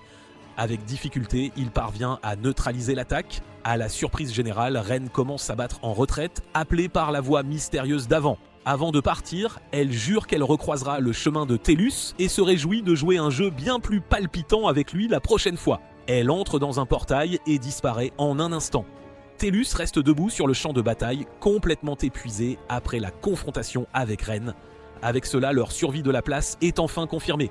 Les trois sont rentrés avec succès dans leur ville natale, accueillis chaleureusement par leurs familles et amis. Malgré tout, Tellus se sent partagé quant à la célébration. Il a vu trop de camarades tomber sous ses yeux.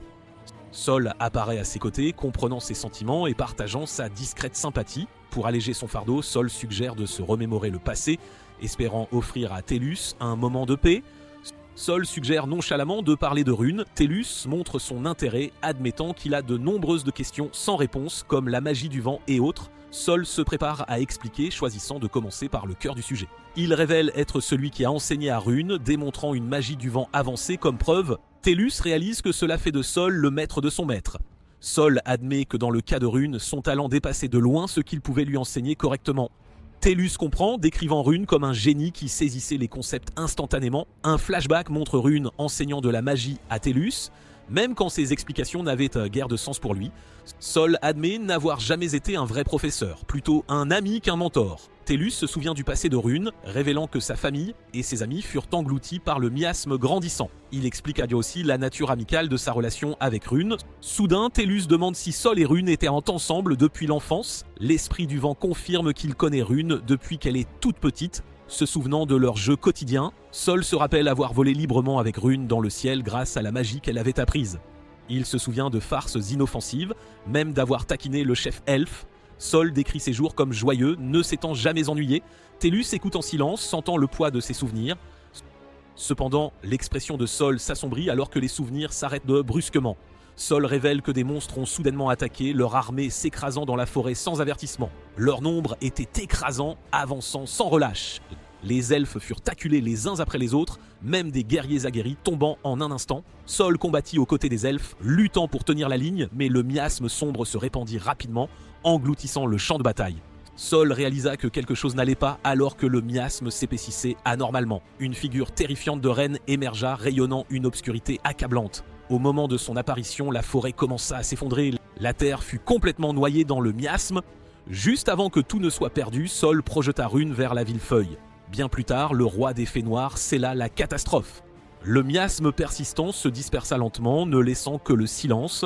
Rune criait, tendant désespérément les bras dans le désespoir. Sol explique que les événements se sont produits il y a longtemps, tandis que Tellus écoute en silence, visiblement secoué. Sol ramène l'histoire au présent, remarquant que Rune n'est pas là. Tellus réalise que Rune l'observait attentivement tout ce temps. Sol note que quelque chose le tracasse depuis le début, alors il demande directement à Tellus s'il lui dira la vérité. Après une pause, Tellus accepte calmement et raconte toute l'histoire, surprenant Sol. Sol affirme avec confiance qu'il peut sauver Sol si elle est encore en vie. Pour augmenter les chances de sauver les victimes, Sol suggère à Tellus de l'absorber. Sol propose de combattre ensemble et de vaincre leurs ennemis. Tellus regarde Sol avec conviction et accepte sa suggestion, les deux se cognant les poings en signe d'accord. La scène se déplace vers la ville paisible sous un ciel clair. Tellus sent soudain quelqu'un approcher, voyant Thomas se précipiter vers lui d'urgence. Elle est surprise que Tellus semble complètement ignorant de la nouvelle, jusqu'à ce qu'elle l'informe que Luna quitte déjà la ville. À l'entrée de la guilde, les habitants escortent Luna alors qu'elle part enfin. Il s'incline profondément, la remerciant sincèrement pour tout ce qu'elle a fait. L'assistante de Luna réfléchit calmement que beaucoup de choses se sont vraiment passées cette fois. Son assistante explique que le roi a rappelé Luna à la capitale, la forçant à rentrer. Ils s'éloignent, leurs pas assurés malgré l'adieu précipité. Elle continue seule sur le chemin de pierre, sans se retourner. Derrière, la ville s'étend paisiblement tandis que sa silhouette s'éloigne. Luna admet qu'elle ne voulait pas dire au revoir, mais savait que c'était inévitable. Elle révèle que Tellus est la raison pour laquelle elle peut partir l'esprit tranquille. Luna marque une pause, ressentant quelque chose d'étrange. Soudain, Tellus apparaît dans l'allée, l'interpellant nonchalamment pour l'arrêter. Il se retourne surpris alors qu'il s'approche, sachant le peu de temps qu'il leur reste. Tellus explique qu'il est juste revenu pour lui rendre quelque chose qu'elle avait oublié. Luna réagit avec confusion, ne sachant pas ce qu'elle aurait pu laisser. Il révèle des brochettes grillées, les brandissant fièrement. Luna explose d'incrédulité et d'excitation en voyant son plat préféré. Il explique que les brochettes sont une spécialité locale qu'on ne trouve qu'à Leaf. Souriant, il insiste pour qu'elle mange afin de n'avoir aucun regret, disant que c'est sa gâterie. Luna mange joyeusement la brochette, la savourant avec une chaleur visible. Elle sourit avec un contentement sincère, profitant pleinement de l'instant. La scène se déplace vers la forêt-feuille tombée, montrant les conséquences et les cicatrices persistantes. Tellus réfléchit que l'incident n'a fait que renforcer encore plus sa détermination. Un mois passe, marquant le début d'une nouvelle aventure. Tellus claque sa langue, visiblement frustré alors que le combat s'éternise. Une violente déferlante de mana de vent vert éclate, déchirant le champ de bataille de manière incontrôlable. Il lutte pour contrôler le vent, réalisant que sa nature le rend bien plus difficile à maîtriser. Tellus note qu'Engvo contrôlait le pouvoir instinctivement auparavant, contrairement à Sol qui utilise le vent, une force de la nature. Il croit que Rune pouvait utiliser le pouvoir de Sol sans effort, sachant qu'elle est douée. Tellus se résout à maîtriser la même capacité bientôt. Soudain, quelque chose ne va pas et il sent instantanément le danger. Un coup puissant envoie Tellus s'écraser violemment au sol. Il jure entre ses dents.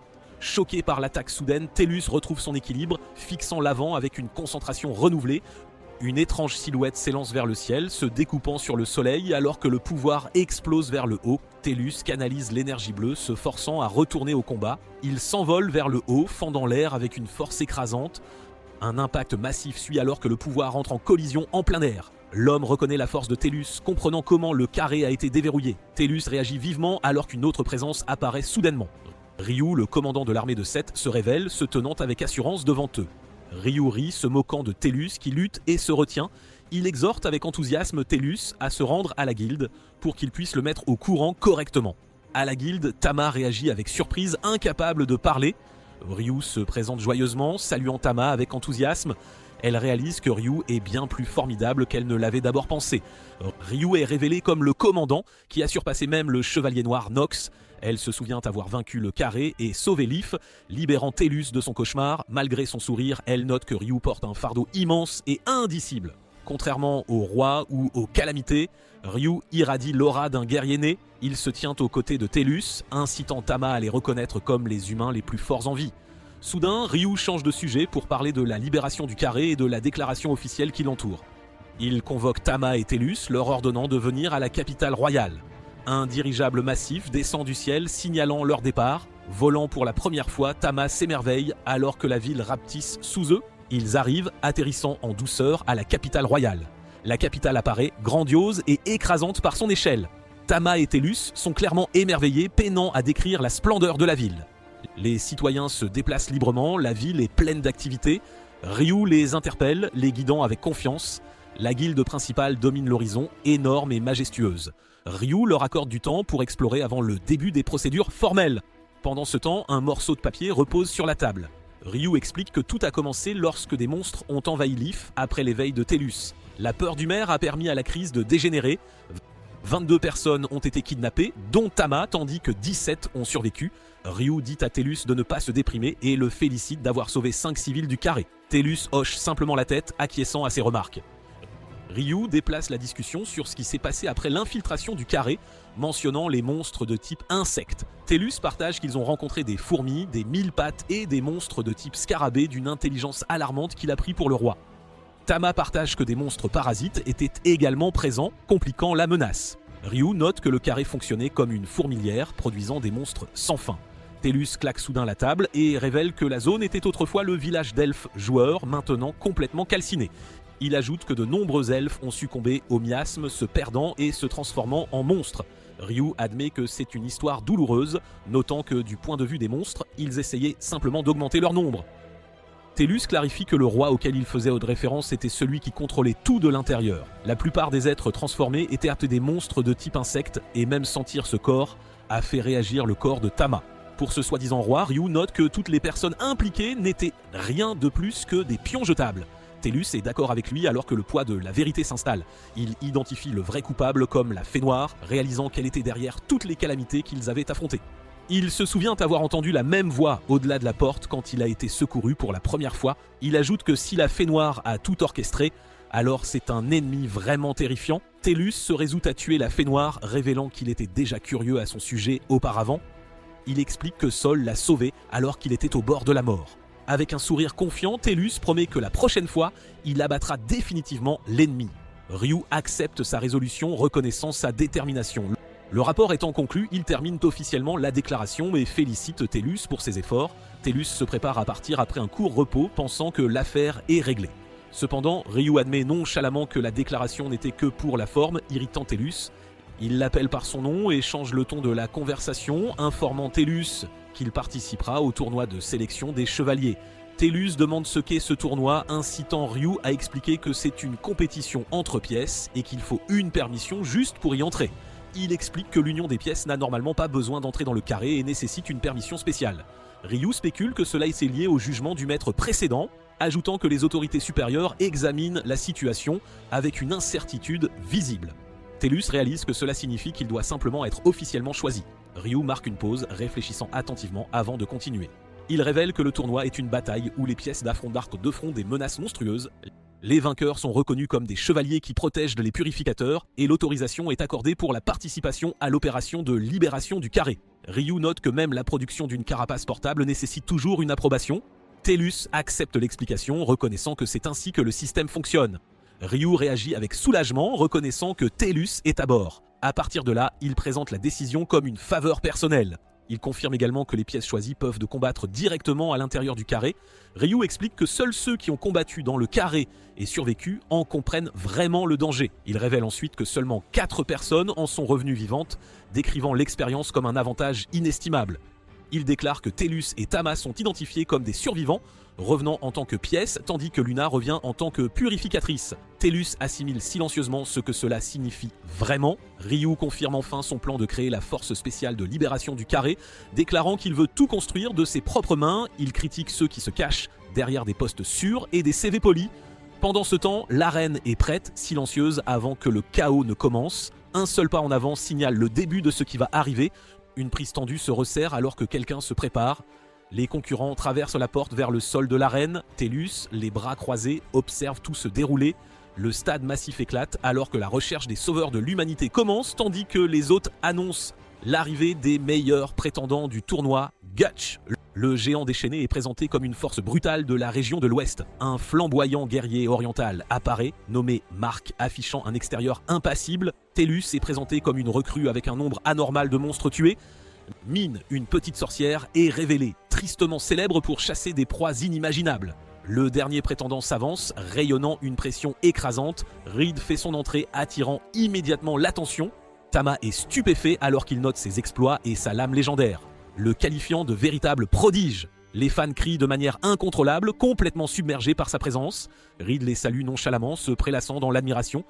Tellus observe en silence, notant à quel point Reed est absurdement populaire. Soudain, il se demande si Tama compte se battre ou juste regarder. Tellus lève les yeux, son attention soudainement captée. Depuis les gradins supérieurs, une silhouette familière observe en silence. Luna apparaît, observant calmement l'arène en contrebas. Tellus prononce doucement son nom, clairement surpris. Pendant ce temps, l'arène se remplit alors que tous les participants se mettent en position. L'annonceur explique que les performances remarquables seront cruciales. Le premier tour est déclaré un test de force en 1 contre 1. Les affrontements sont décidés par tirage au sort, choquant la foule. Tellus et Reed se retrouvent face à face, révélant que les favoris s'affrontent dès le début. La foule bourdonne après le battage médiatique, plaignant Tellus, s'attendant à ce qu'il soit submergé par Reed, ce qui fait acquiescer Luna en silence. Reed s'approche nonchalamment de Tellus, confirmant son identité comme s'ils se connaissaient déjà. En silence, Tellus note que Ryu n'a toujours pas rendu leur identité publique. Ryu sourit, admettant que c'était une farce destinée à surprendre tout le monde. Reed salue poliment Tellus, suggérant qu'ils fassent tous deux de leur mieux et évitent les blessures graves. Tellus accepte calmement, sentant que même la force de Reed pourrait ne pas représenter un réel danger. L'annonceur déclare le début officiel de la bataille. Reed charge agressivement dès que le signal est donné. Tellus se prépare, restant détendu malgré l'attaque soudaine. Reed frappe de toutes ses forces, soulevant des débris en réduisant la distance. Cependant, Tellus l'intercepte en plein air avec une contre-attaque précise. Le coup envoie Reed s'écraser violemment au sol. Du sang gicle alors que l'impact le laisse gravement blessé. Le public réagit sous le choc tandis que Ryu rit de manière incontrôlable. Reed gît immobile, à peine conscient après ce seul échange. Tellus s'excuse doucement, mettant fin au combat en un instant. L'annonceur explique que le choc initial seul ne décide pas de tout, bien que le résultat fût tout de même choquant. Tellus réfléchit à ses actions, se sentant mal à l'aise avec la fin du match. Reed gît au sol, refusant d'accepter une telle défaite. La rage le consume alors qu'il nie le résultat et refuse de reconnaître la défaite. Les officiels demandent à Tellus de se diriger vers la salle d'attente des concurrents. Tellus note en silence que le tournoi est divisé en tableaux spécialisés, avec tout le monde ici clairement capable. Quelque chose attire soudain son attention, le faisant s'arrêter. À distance, Mark se tient calmement au centre de l'arène. Il sourit avec confiance, rayonnant d'aisance et d'expérience. Tellus sent quelque chose d'étrange et réalise qu'il le fixait directement. Pendant ce temps, un autre combattant s'énerve de frustration, clairement peu disposé à reculer. Ignorant l'avertissement, il charge imprudemment vers Mark. Soudain, un liquide se forme sous son pied, gelant instantanément au contact. La glace éclate violemment, le piégeant et l'immobilisant en un seul instant. Mark explique nonchalamment que le liquide gèle à l'impact. Il s'excuse froidement, admettant qu'il ne s'attendait pas à ce que l'adversaire soit si faible. Avec un sourire espiègle, il écarte l'incident, comme n'étant rien de grave. Le combattant vaincu tremble de fureur alors que des éclats de glace s'accrochent à lui. De loin, Tellus observe avec incrédulité alors que l'écart de puissance devient évident. Il marmonne sous le choc, s'interrogeant sur l'identité de Mark. Un autre concurrent se plaint amèrement, accusant le match d'être injuste. Min s'excuse nonchalamment, imperturbable par le chaos qu'elle a causé. Tellus note sa domination écrasante malgré son calme. Pendant ce temps, Gutch rugit alors qu'il prépare un coup de grâce. Une vague massive de force s'abat, mettant fin au combat de manière décisive. Gutch rugit à nouveau alors qu'il affirme sa domination.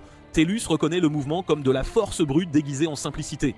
Il réfléchit aussi qu'une telle brutalité directe terrifierait la plupart des adversaires. Tellus commente ensuite que Min était déjà bien connu avant ce match. Pendant ce temps, l'annonceur déclare le premier match terminé et annonce le calendrier du prochain tour.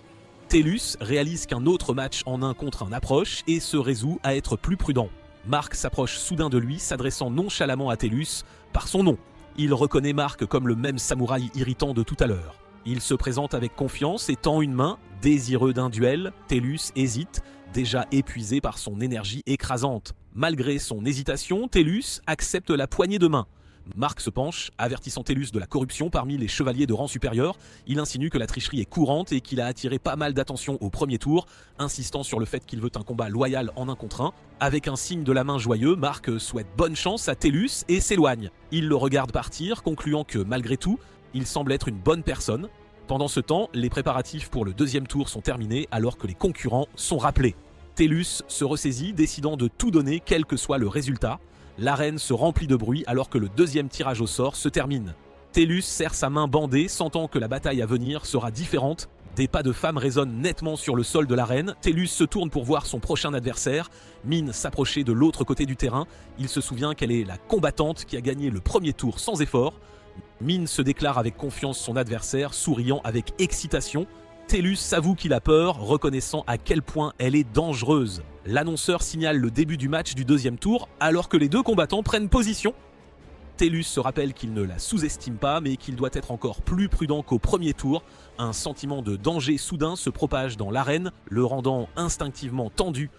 Le sol sous lui s'effondre alors qu'il est entraîné vers le bas dans un piège caché.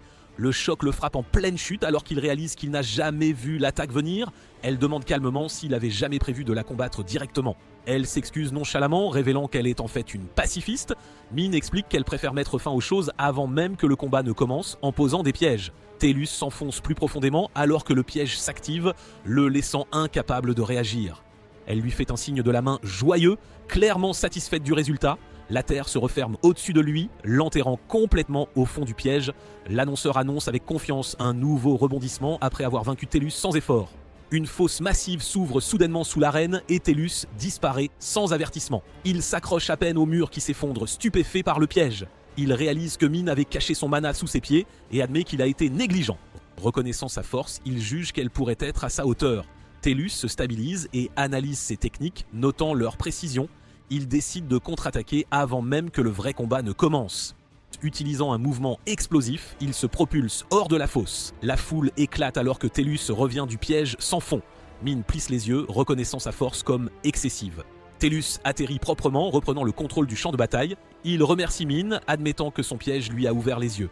Il s'avance et quitte calmement la zone de danger. Elle sourit, irritée mais impressionnée par son calme. Min admet qu'elle avait l'intention de terminer le combat en un seul coup. Min démasque le bluff et lance l'attaque elle-même. Elle réduit la distance tandis que TELUS se tourne pour lui faire face. TELUS réagit instantanément, changeant de posture en plein mouvement. Min frappe directement, forçant TELUS à se défendre. L'impact le projette en tourbillonnant dans les airs. TELUS se ressaisit et confirme que la menace précédente n'était qu'une feinte. Soudain, un cercle d'invocation s'active sous lui, des pointes jaillissant vers le haut. TELUS se raidit, réalisant le danger bien trop tard. Min déchaîne un barrage magique incessant. L'assaut accule TELUS dans un coin. Min le nargue, lui reprochant de trop se concentrer sur elle. TELUS expire lentement, calmant sa respiration. Il loue son contrôle d'invocation, impressionné par les pièges dissimulés. Min se moque de lui, affirmant qu'il a balayé ses attaques les plus puissantes. Elle se prépare à intensifier le combat. TELUS la défie, se demandant si elle peut se défendre. Il charge de front, enveloppé d'une énergie crépitante. Il jure d'arrêter l'attaque avant qu'elle n'atteigne sa cible. Min se prépare et croise les bras en signe de résistance. Un cercle magique gigantesque s'embrase derrière elle. TELUS brise le sort avec une force écrasante. Il comprend immédiatement sa stratégie en plein affrontement. Min lance un autre cercle d'invocation pour rétablir la distance. Un gouffre tourbillonnant s'ouvre sous elle alors qu'elle tente de s'échapper. TELUS se tourne calmement, ayant déjà anticipé l'issue, tandis que Min se téléporte de l'autre côté de l'arène. TELUS loue son timing et son exécution. Il lui demande si elle a d'autres choses de préparer, tandis qu'il fonce comme des lames chargées d'éclairs déchirant le sol de l'arène. TELUS en exige davantage, intensifiant l'attaque. Min lève soudain la main, se rendant enfin et admettant sa défaite. TELUS se fige, déconcertée par cette fin soudaine. Elle explique qu'elle conserve ses forces pour le prochain round. L'arbitre déclare TELUS vainqueur. La foule grogne, déçue que le combat se soit terminé si tôt. Ryu réfléchit que les batailles contre les monstres ne sont pas censées être des démonstrations tape à l'œil et savoir quand abandonner est aussi une forme de compétence. Il note qu'elle a même réussi à déjouer TELUS un instant, qualifiant cela de solide performance et la désignant comme un élément prometteur. TELUS s'examine et réalise qu'il n'a subi aucun réel dommage, concluant que tout s'est bien passé finalement. L'annonceur déclare que cela conclut tous les matchs, signalant la fin de la manche. Pendant ce temps, Mark s'avance alors que l'attention de la foule se tourne vers la prochaine annonce. L'annonceur déclare officiellement les concurrents qui passent au deuxième tour. Il est révélé que 15 pièces ayant remporté au moins une victoire iront de l'avant. Les concurrents sont invités à passer à l'étape suivante alors que Min active un cercle de téléportation. TELUS se demande quel genre de défi les attend, la curiosité remplaçant la tension précédente. Les concurrents restants sont conduits vers un passage scellé disparaissant de l'arène. Ailleurs, le ministre Kimono observe en silence, son expression calme et impénétrable. Il marche seul dans un couloir de pierre, loin du bruit du tournoi. Confiant que tout est en place, il décide d'attendre et de laisser les événements se dérouler, déclenchant la deuxième épreuve pour mettre le destin en marche. Le ciel s'éclaircit alors que l'arène se prépare pour la prochaine étape du tournoi. L'hôte remercie la foule et annonce que le deuxième tour est sur le point de commencer. Il rappelle à tous que le premier tour a offert des batailles incessantes, augmentant encore les attentes. Le deuxième tour est révélé être une épreuve de chasse aux monstres. Les concurrents sont informés que des monstres ont été rassemblés de l'extérieur de la ville. Pour ce défi, on leur dit que la force et la stratégie détermineront le succès de cette manche. TELUS note discrètement qu'ils auront besoin d'un peu de tout pour survivre. De petits enregistreurs magiques sont montrés, placés sur tout le terrain pour surveiller les combats. L'hôte explique que le personnel interviendra si le danger s'intensifie, mais cela entraînera une disqualification. Les règles étant établies, l'hôte signale officiellement le début de la manche. Le tournoi de sélection des chevaliers entre dans sa deuxième phase. Le deuxième tour commence alors que les concurrents se dirigent vers les terrains de chasse. Les portes s'ouvrent, libérant les participants dans la forêt. Tellus observe qu'il sera difficile de suivre les autres combattants d'ici. Ailleurs, un autre concurrent charge, déjà engagé dans un combat. Tellus rencontre son premier adversaire et le reconnaît immédiatement. Le monstre révélé est Fenrir, l'une des bêtes les plus dangereuses de l'épreuve. La créature bondit avec une férocité écrasante. Les spectateurs proches réagissent, soulagés que Fenrir ne les ait pas ciblés à la place. L'hôte souligne avec enthousiasme la vitesse fulgurante et les griffes acérées de Fenrir. Tellus analyse calmement les forces de la bête tandis qu'elle avance. Il se prépare à frapper, concentrant ses mouvements. D'un seul coup décisif, Tellus achève Fenrir instantanément. Les observateurs sont stupéfaits par la vitesse et la puissance pure de l'attaque. La foule se demande comment quelqu'un d'aussi fort est resté inaperçu jusqu'à présent. Tellus se stabilise, notant que cette victoire devrait améliorer son classement. Il décide d'avancer et de vérifier le statut des autres concurrents. Soudain, une décharge d'éclairs éclate à proximité. Un autre affrontement se déroule dans la forêt, attirant l'attention. L'annonceur réagit sous le choc alors que plusieurs batailles s'intensifient simultanément. Les enregistreurs magiques commencent à mal fonctionner sous la contrainte. Plusieurs appareils sont détruits l'un après l'autre. Les officiels réalisent qu'ils ne peuvent plus voir ce qui se passe dans certaines parties du terrain. Tellus remarque que plus rien ne passe par les moniteurs. Il sent que quelque chose ne va pas alors que la forêt devient étrangement silencieuse. Bien au-dessus, la canopée bruise d'un mouvement invisible. Une bête massive attaque soudainement d'en haut, mais Gutch intercepte le coup de plein fouet. Un autre monstre se faufile derrière lui, mais il engage le combat sans relâche et écrase le monstre au sol. Pendant ce temps, le cercle magique lumineux de Mine s'active à proximité, invoquant un abîme qui fait tomber le monstre. Gutch réagit à l'attaque soudaine, tandis que Mine apparaît calmement d'en haut alors qu'il lui dit de rester à l'écart. Elle s'excuse légèrement, admettant avoir agi trop tôt. Gutch remarque qu'il préférerait ne pas la combattre, mais reconnaît l'amélioration de son adversaire. La tension entre eux s'intensifie alors qu'ils se fixent du regard. Des éclairs surgissent à nouveau sans avertissement. Mine et Gutch reculent, évitant de justesse un coup fatal. Gutch reconnaît l'arrivée d'une autre menace et note qu'ils s'en prennent maintenant aux pièces par eux-mêmes. Mine se demande soudain si c'est son jour de chance après l'arrivée d'une nouvelle menace. Un autre éclair frappe le sol, signalant que le deuxième tour dépasse de loin toutes les attentes. Il est révélé que Reed a causé les frappes alors que des éclairs dorés crépitent violemment autour de lui. Il leur a calmement demandé de ne pas résister, promettant de les assommer sans causer de graves dommages. Gutch avertit froidement que ces mots lui seront renvoyés en pleine figure tandis que Mine l'exhorte à se rendre pacifiquement. L'énergie dorée se condense en une lame alors que Reed déclare que cela se termine maintenant. Il s'élance, des éclairs jaillissant alors qu'il frappe avec une force écrasante. Gutch se raidit sous le choc, sentant une quantité irréelle de mana émaner de Reed. La lame dorée s'abat sur le sol, libérant une violente onde de choc. Soudain, Reed disparaît du champ de vision de Mine, démontrant son immense vitesse. En un éclair, Reed brandit son épée et lui ordonne calmement de disparaître. Soudain, une colonne massive d'énergie bleue apparaît, engloutissant le champ de bataille. L'explosion entre en collision frontale alors que Tellus arrive et affronte Reed. Tellus crie d'urgence à Gutch et Mine de fuir alors que l'énergie devient incontrôlable. Les yeux de Reed se plissent tandis qu'il endure la pression, les éclairs crépitant plus intensément autour de son corps. Tellus affronte Reed de front alors qu'il ordonne aux autres de fuir. Il déclare qu'il s'occupera de Reed seul, croisant son regard sans hésitation. Gutch et Mine hésitent, stupéfaits par le changement soudain de la situation. Tellus leur ordonne d'urgence de retourner en ville et d'avertir tout le monde d'une urgence.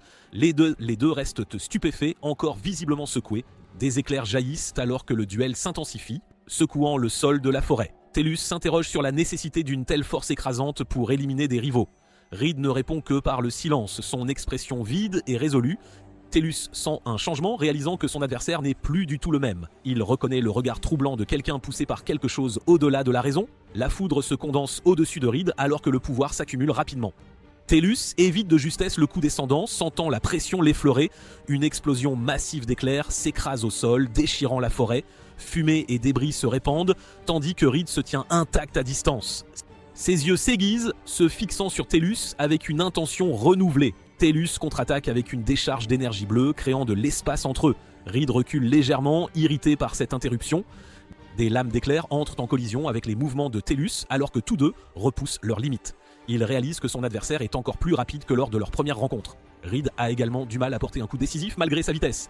Tellus l'étudie attentivement, sentant le danger sous les attaques incessantes. Il déduit qu'une offensive constante est utilisée pour épuiser l'endurance et restreindre les mouvements. Reed comprend qu'encaisser un seul coup direct serait fatal. L'énergie se concentre violemment alors que la prochaine technique commence à prendre forme. Reed prépare un coup de grâce, y mettant toute sa puissance. Tellus augmente sa force, jurant de tout bloquer de front. L'énergie bleue jaillit vers l'extérieur alors que Tellus charge à travers le champ d'éclairs. Il fixe son adversaire du regard, refusant de reculer. Reed lève soudain sa lame vers le ciel, invoquant un pilier de foudre. Le champ de bataille est englouti par une lumière aveuglante alors que l'attaque descend. La foudre inonde le ciel, déformant l'air lui-même. L'épée agit comme un conduit, attirant l'énergie destructrice directement vers le bas. Tellus affronte le coup de plein fouet alors que le sol se fend sous lui. Reed déclare le jugement, libérant toute la puissance de la technique. La foudre déchire l'air en un arc dévastateur. L'explosion éclate, laissant Tellus sans voix alors qu'elle engloutit le champ de bataille dans la lumière et les débris. Le ciel s'assombrit alors que l'impact envoie des ondes de choc vers l'extérieur. Une colonne de foudre colossale brûle à travers la forêt. Les arbres sont anéantis tandis que le coup continue de creuser vers le bas. Un cratère massif se forme, de la fumée s'élevant sans fin de son centre. Reed halète, s'appuyant sur son épée. Il réalise que l'attaque n'a pas tout terminé comme prévu. Tellus émerge de la fumée, malmené mais debout. Des débris pleuvent tandis que le champ de bataille se stabilise. Tellus exige de savoir qui a orchestré l'attaque alors qu'il repousse Reed violemment. Il insiste pour avoir des réponses, affirmant qu'il doit y avoir une raison pour que cela aille si loin. Reed hésite, visiblement tiraillé. Tellus promet son aide si la vérité est révélée. Reed le reconnaît enfin, révélant que les hauts gradés ont conclu un accord avec lui. Il admet que bien qu'ils aient prévu des monstres, quelque chose de bien plus dangereux est intervenu, ce qui a choqué Tellus. Il explique que l'accord consistait à remodeler la capitale en une grille carrée, ce qui était le cœur de leur négociation. Les monstres ont désigné la zone comme un territoire de guerre, transformant la capitale en un champ de bataille contrôlé. Ils prévoyaient d'utiliser le tournoi pour chasser les pièces, puis d'envoyer leur armée vers la capitale désormais sans défense. Le rôle de Reed était de s'assurer que les pièces gagnantes retournent à la capitale royale et de gérer les opérations secrètes, bien que certains participants devaient être épargnés.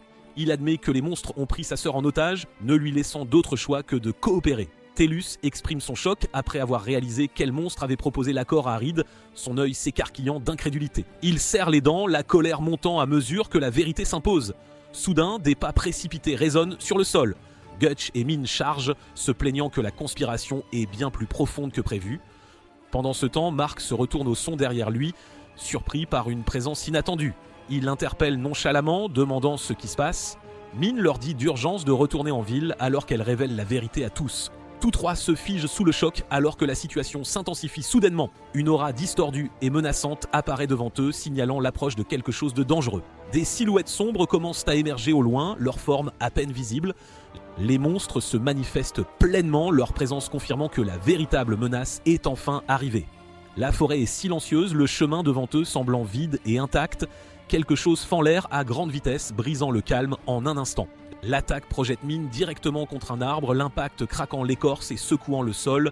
Elle hurle de douleur, son corps incapable d'absorber le coup jusqu'à ce qu'elle s'effondre sur le sol de la forêt, tandis qu'une faible silhouette bleue vacille à proximité, observant.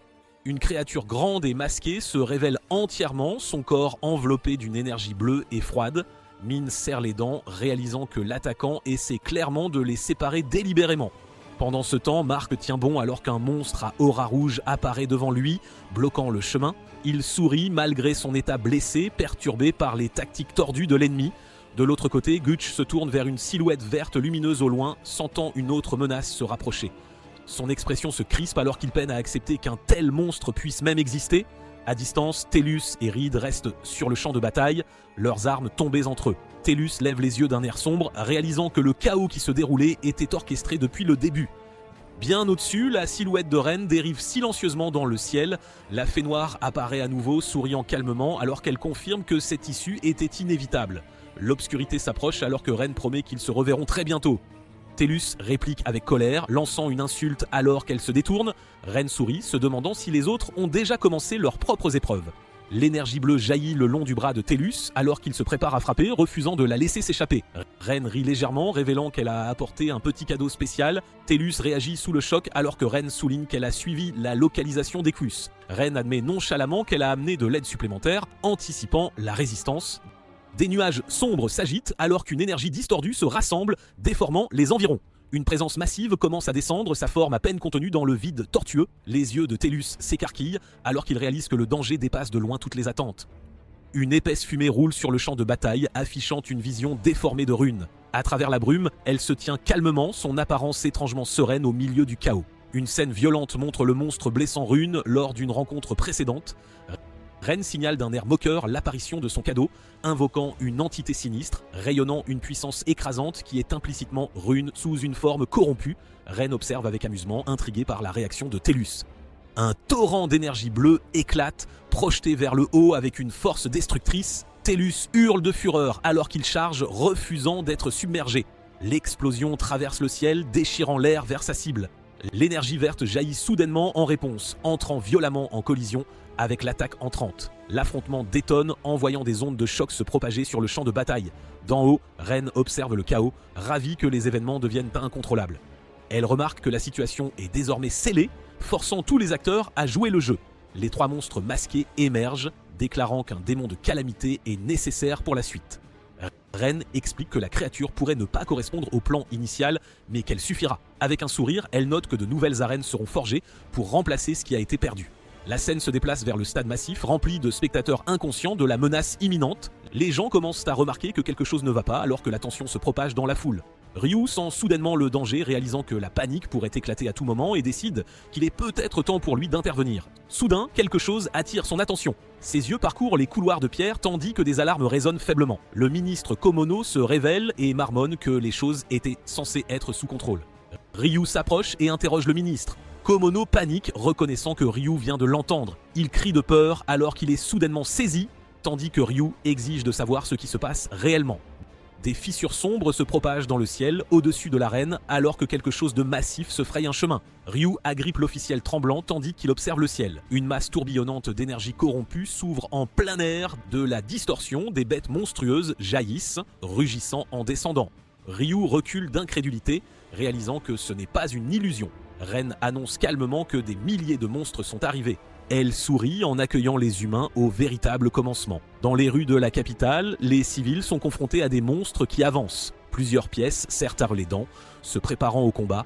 D'autres regardent sous le choc, figés par la menace écrasante. Après avoir réalisé que Rune est utilisée, Tellus s'élance pour l'arrêter, exigeant qu'elle soit rendue. Pendant ce temps, un souvenir refait surface de la sœur joyeuse de Reed, louant son grand frère comme un héros. Elle déclare fièrement à quel point elle est honorée de l'avoir comme frère. Son encouragement persiste, l'exhortant à continuer quoi qu'il arrive. Le présent revient brusquement alors que le corps de Reed gît étendu sur le sol. Il s'enfonce dans le sol, se demandant ce qu'il a fait pendant tout ce temps. Le champ de bataille s'étend sous un ciel lourd et menaçant. Min se prépare alors qu'un monstre se rapproche. Son cercle magique lumineux se forme sous le monstre, déformant l'espace autour de lui. Elle se téléporte à distance alors qu'elle échappe à l'attaque du monstre. Elle serre les dents, réalisant que tout ce qu'elle peut faire est d'esquiver. Le corps massif du monstre se tord alors qu'il charge à nouveau. Un coup puissant atterrit, envoyant des ondes de choc à travers le sol. Elle recule de douleur, se maintenant à peine debout. Une main crépite d'énergie magique concentrée. Ailleurs, Mark tire sa lame lumineuse et invoque une puissante arme magique. Il se ressaisit, sachant qu'il doit mettre fin au combat ici. Le monstre rassemble une flamme, formant un noyau de puissance ardent. Un démon imposant, enveloppé de feu, se manifeste, rayonnant une chaleur écrasante. Mark sourit, imperturbable face à la température montante. Un impact explosif déchire le champ de bataille. Mark charge à travers les flammes, sa lame flamboyante d'une lumière froide. Son coup fend le feu et la force en même temps. Il remarque calmement que l'attaque de l'ennemi s'est déjà évaporée. Pendant ce temps, la rage de Gutch déforme son visage alors qu'il se propulse en avant. Son pied massif s'abat, faisant trembler la terre. Des rochers s'effondrent alors qu'un puissant combattant se débat sous les débris. L'énergie verte jaillit, s'enroulant étroitement autour de sa cible. Avec un rugissement, le combattant se libère et riposte. Une lame de lumière verte jaillit avec une vitesse terrifiante. L'attaque tranche les obstacles, déchirant le sol. Le monstre peine alors que le vent tourne contre lui. Gutch frappe de toutes ses forces, refusant de reculer. Un violent choc d'énergie verte et bleue détonne en plein air. Gutch réalise qu'il fait face à une capacité qui reflète toutes les attaques. Il chancelle, contraint à la défensive. La sueur perle alors qu'il admet que la force brute seule ne fonctionnera pas. Une autre collision envoie l'énergie devenir incontrôlable. Rune, enveloppée de puissance verte, flotte de manière menaçante au-dessus. En dessous, Tellus rassemble ses forces pour un coup puissant.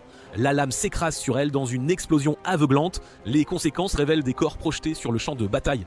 Pendant ce temps, le poing serré de Reed tremble faiblement contre la terre. Dans l'obscurité, le doute refait surface quant à qui il est vraiment. Ses pensées se tournent vers l'intérieur, remplies de culpabilité et de désespoir. Un bruit sec déchire le silence alors que Tellus atterrit tout près. Il affirme que d'autres affrontent encore de puissants ennemis. Reed réalise qu'il a placé sa confiance en lui. Tellus hurle que foi ou doute n'importe plus, seule la détermination est ce qui compte. Il exige qu'il se souvienne de la raison de son combat, se tournant vers elle. Un gros plan sur son œil tremblant révèle l'hésitation et la peur qui refont surface. Reed se souvient des encouragements de sa sœur, lui disant de tout donner sans retenue. Son expression se durcit alors qu'il se stabilise, choisissant la détermination plutôt que le doute. Reed avance, son ombre s'étirant sur le sol, s'engageant pleinement dans le combat. La foudre crépite alors que son pied frappe le sol, la puissance déferlant à travers son corps.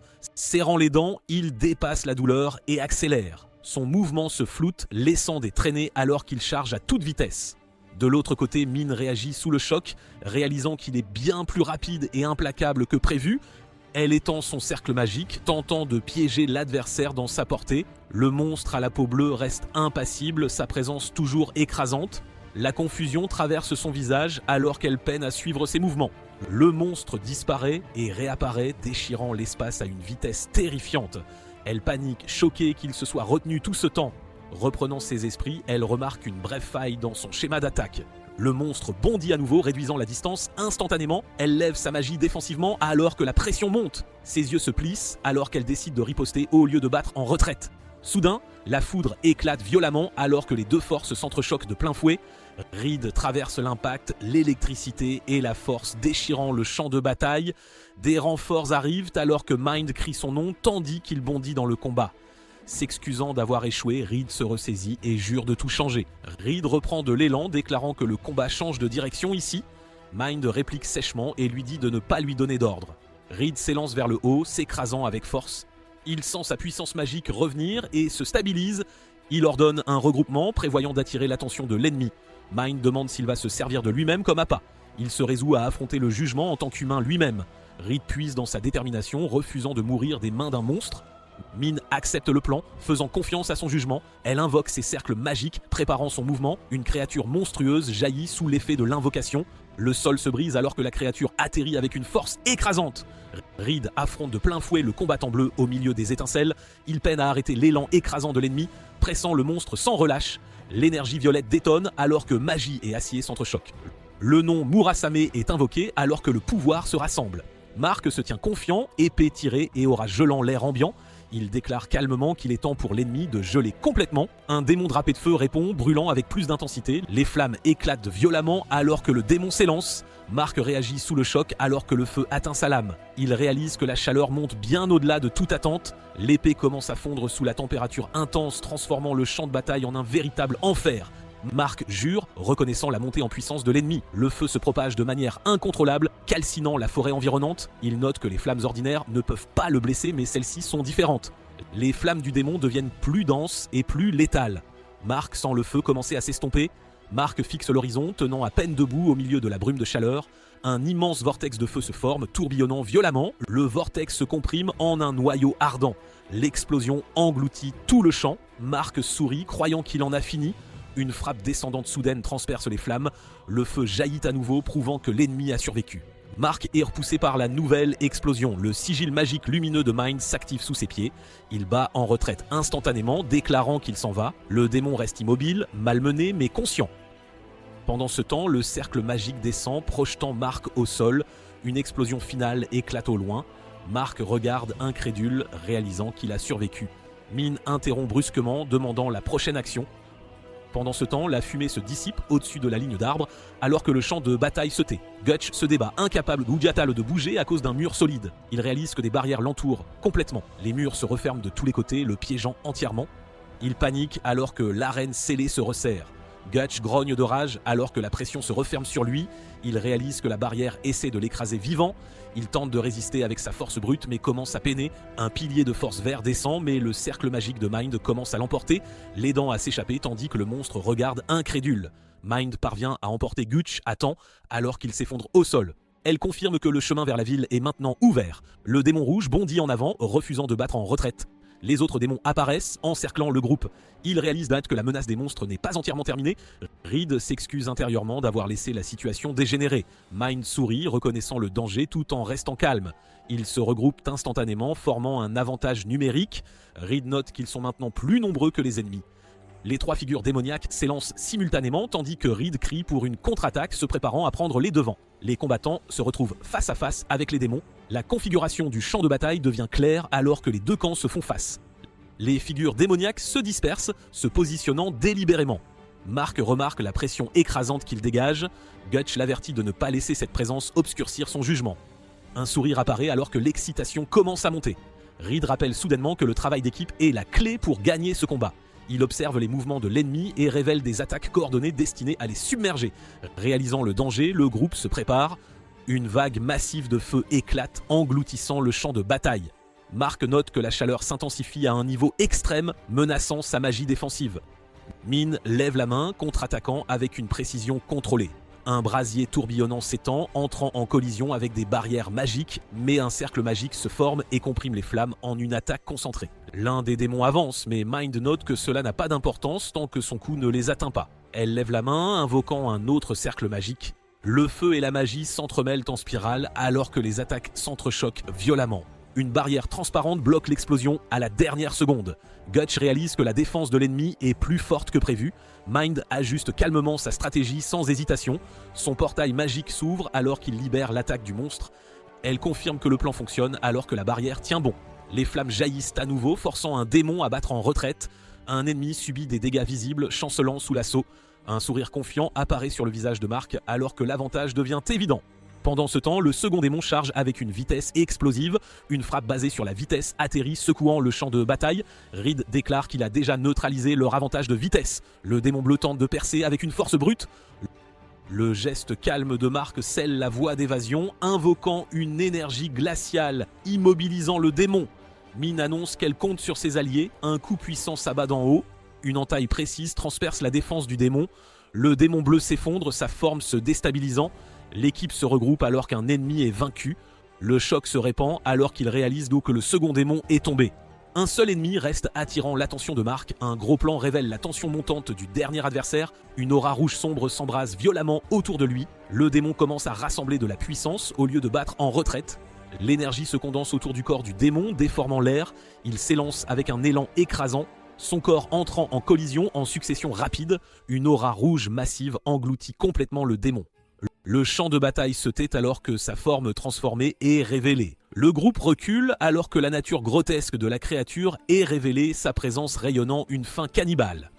Reed se fige sous le choc, sentant une intention de tuer écrasante émaner de l'ennemi.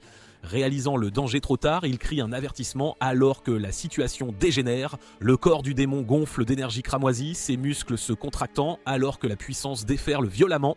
Des éclairs sombres crépitent autour du monstre, signalant une transformation destructrice. Une griffe massive s'abat sur le sol, libérant une onde de choc qui se propage sur le champ de bataille. L'équipe se regroupe à distance, se préparant alors que la créature s'effondre momentanément sous sa propre puissance. Le démon convulse et se tord anormalement, ses membres se pliant alors qu'il se redresse de force. Le groupe observe dans un silence intense alors que le monstre se relève une fois de plus.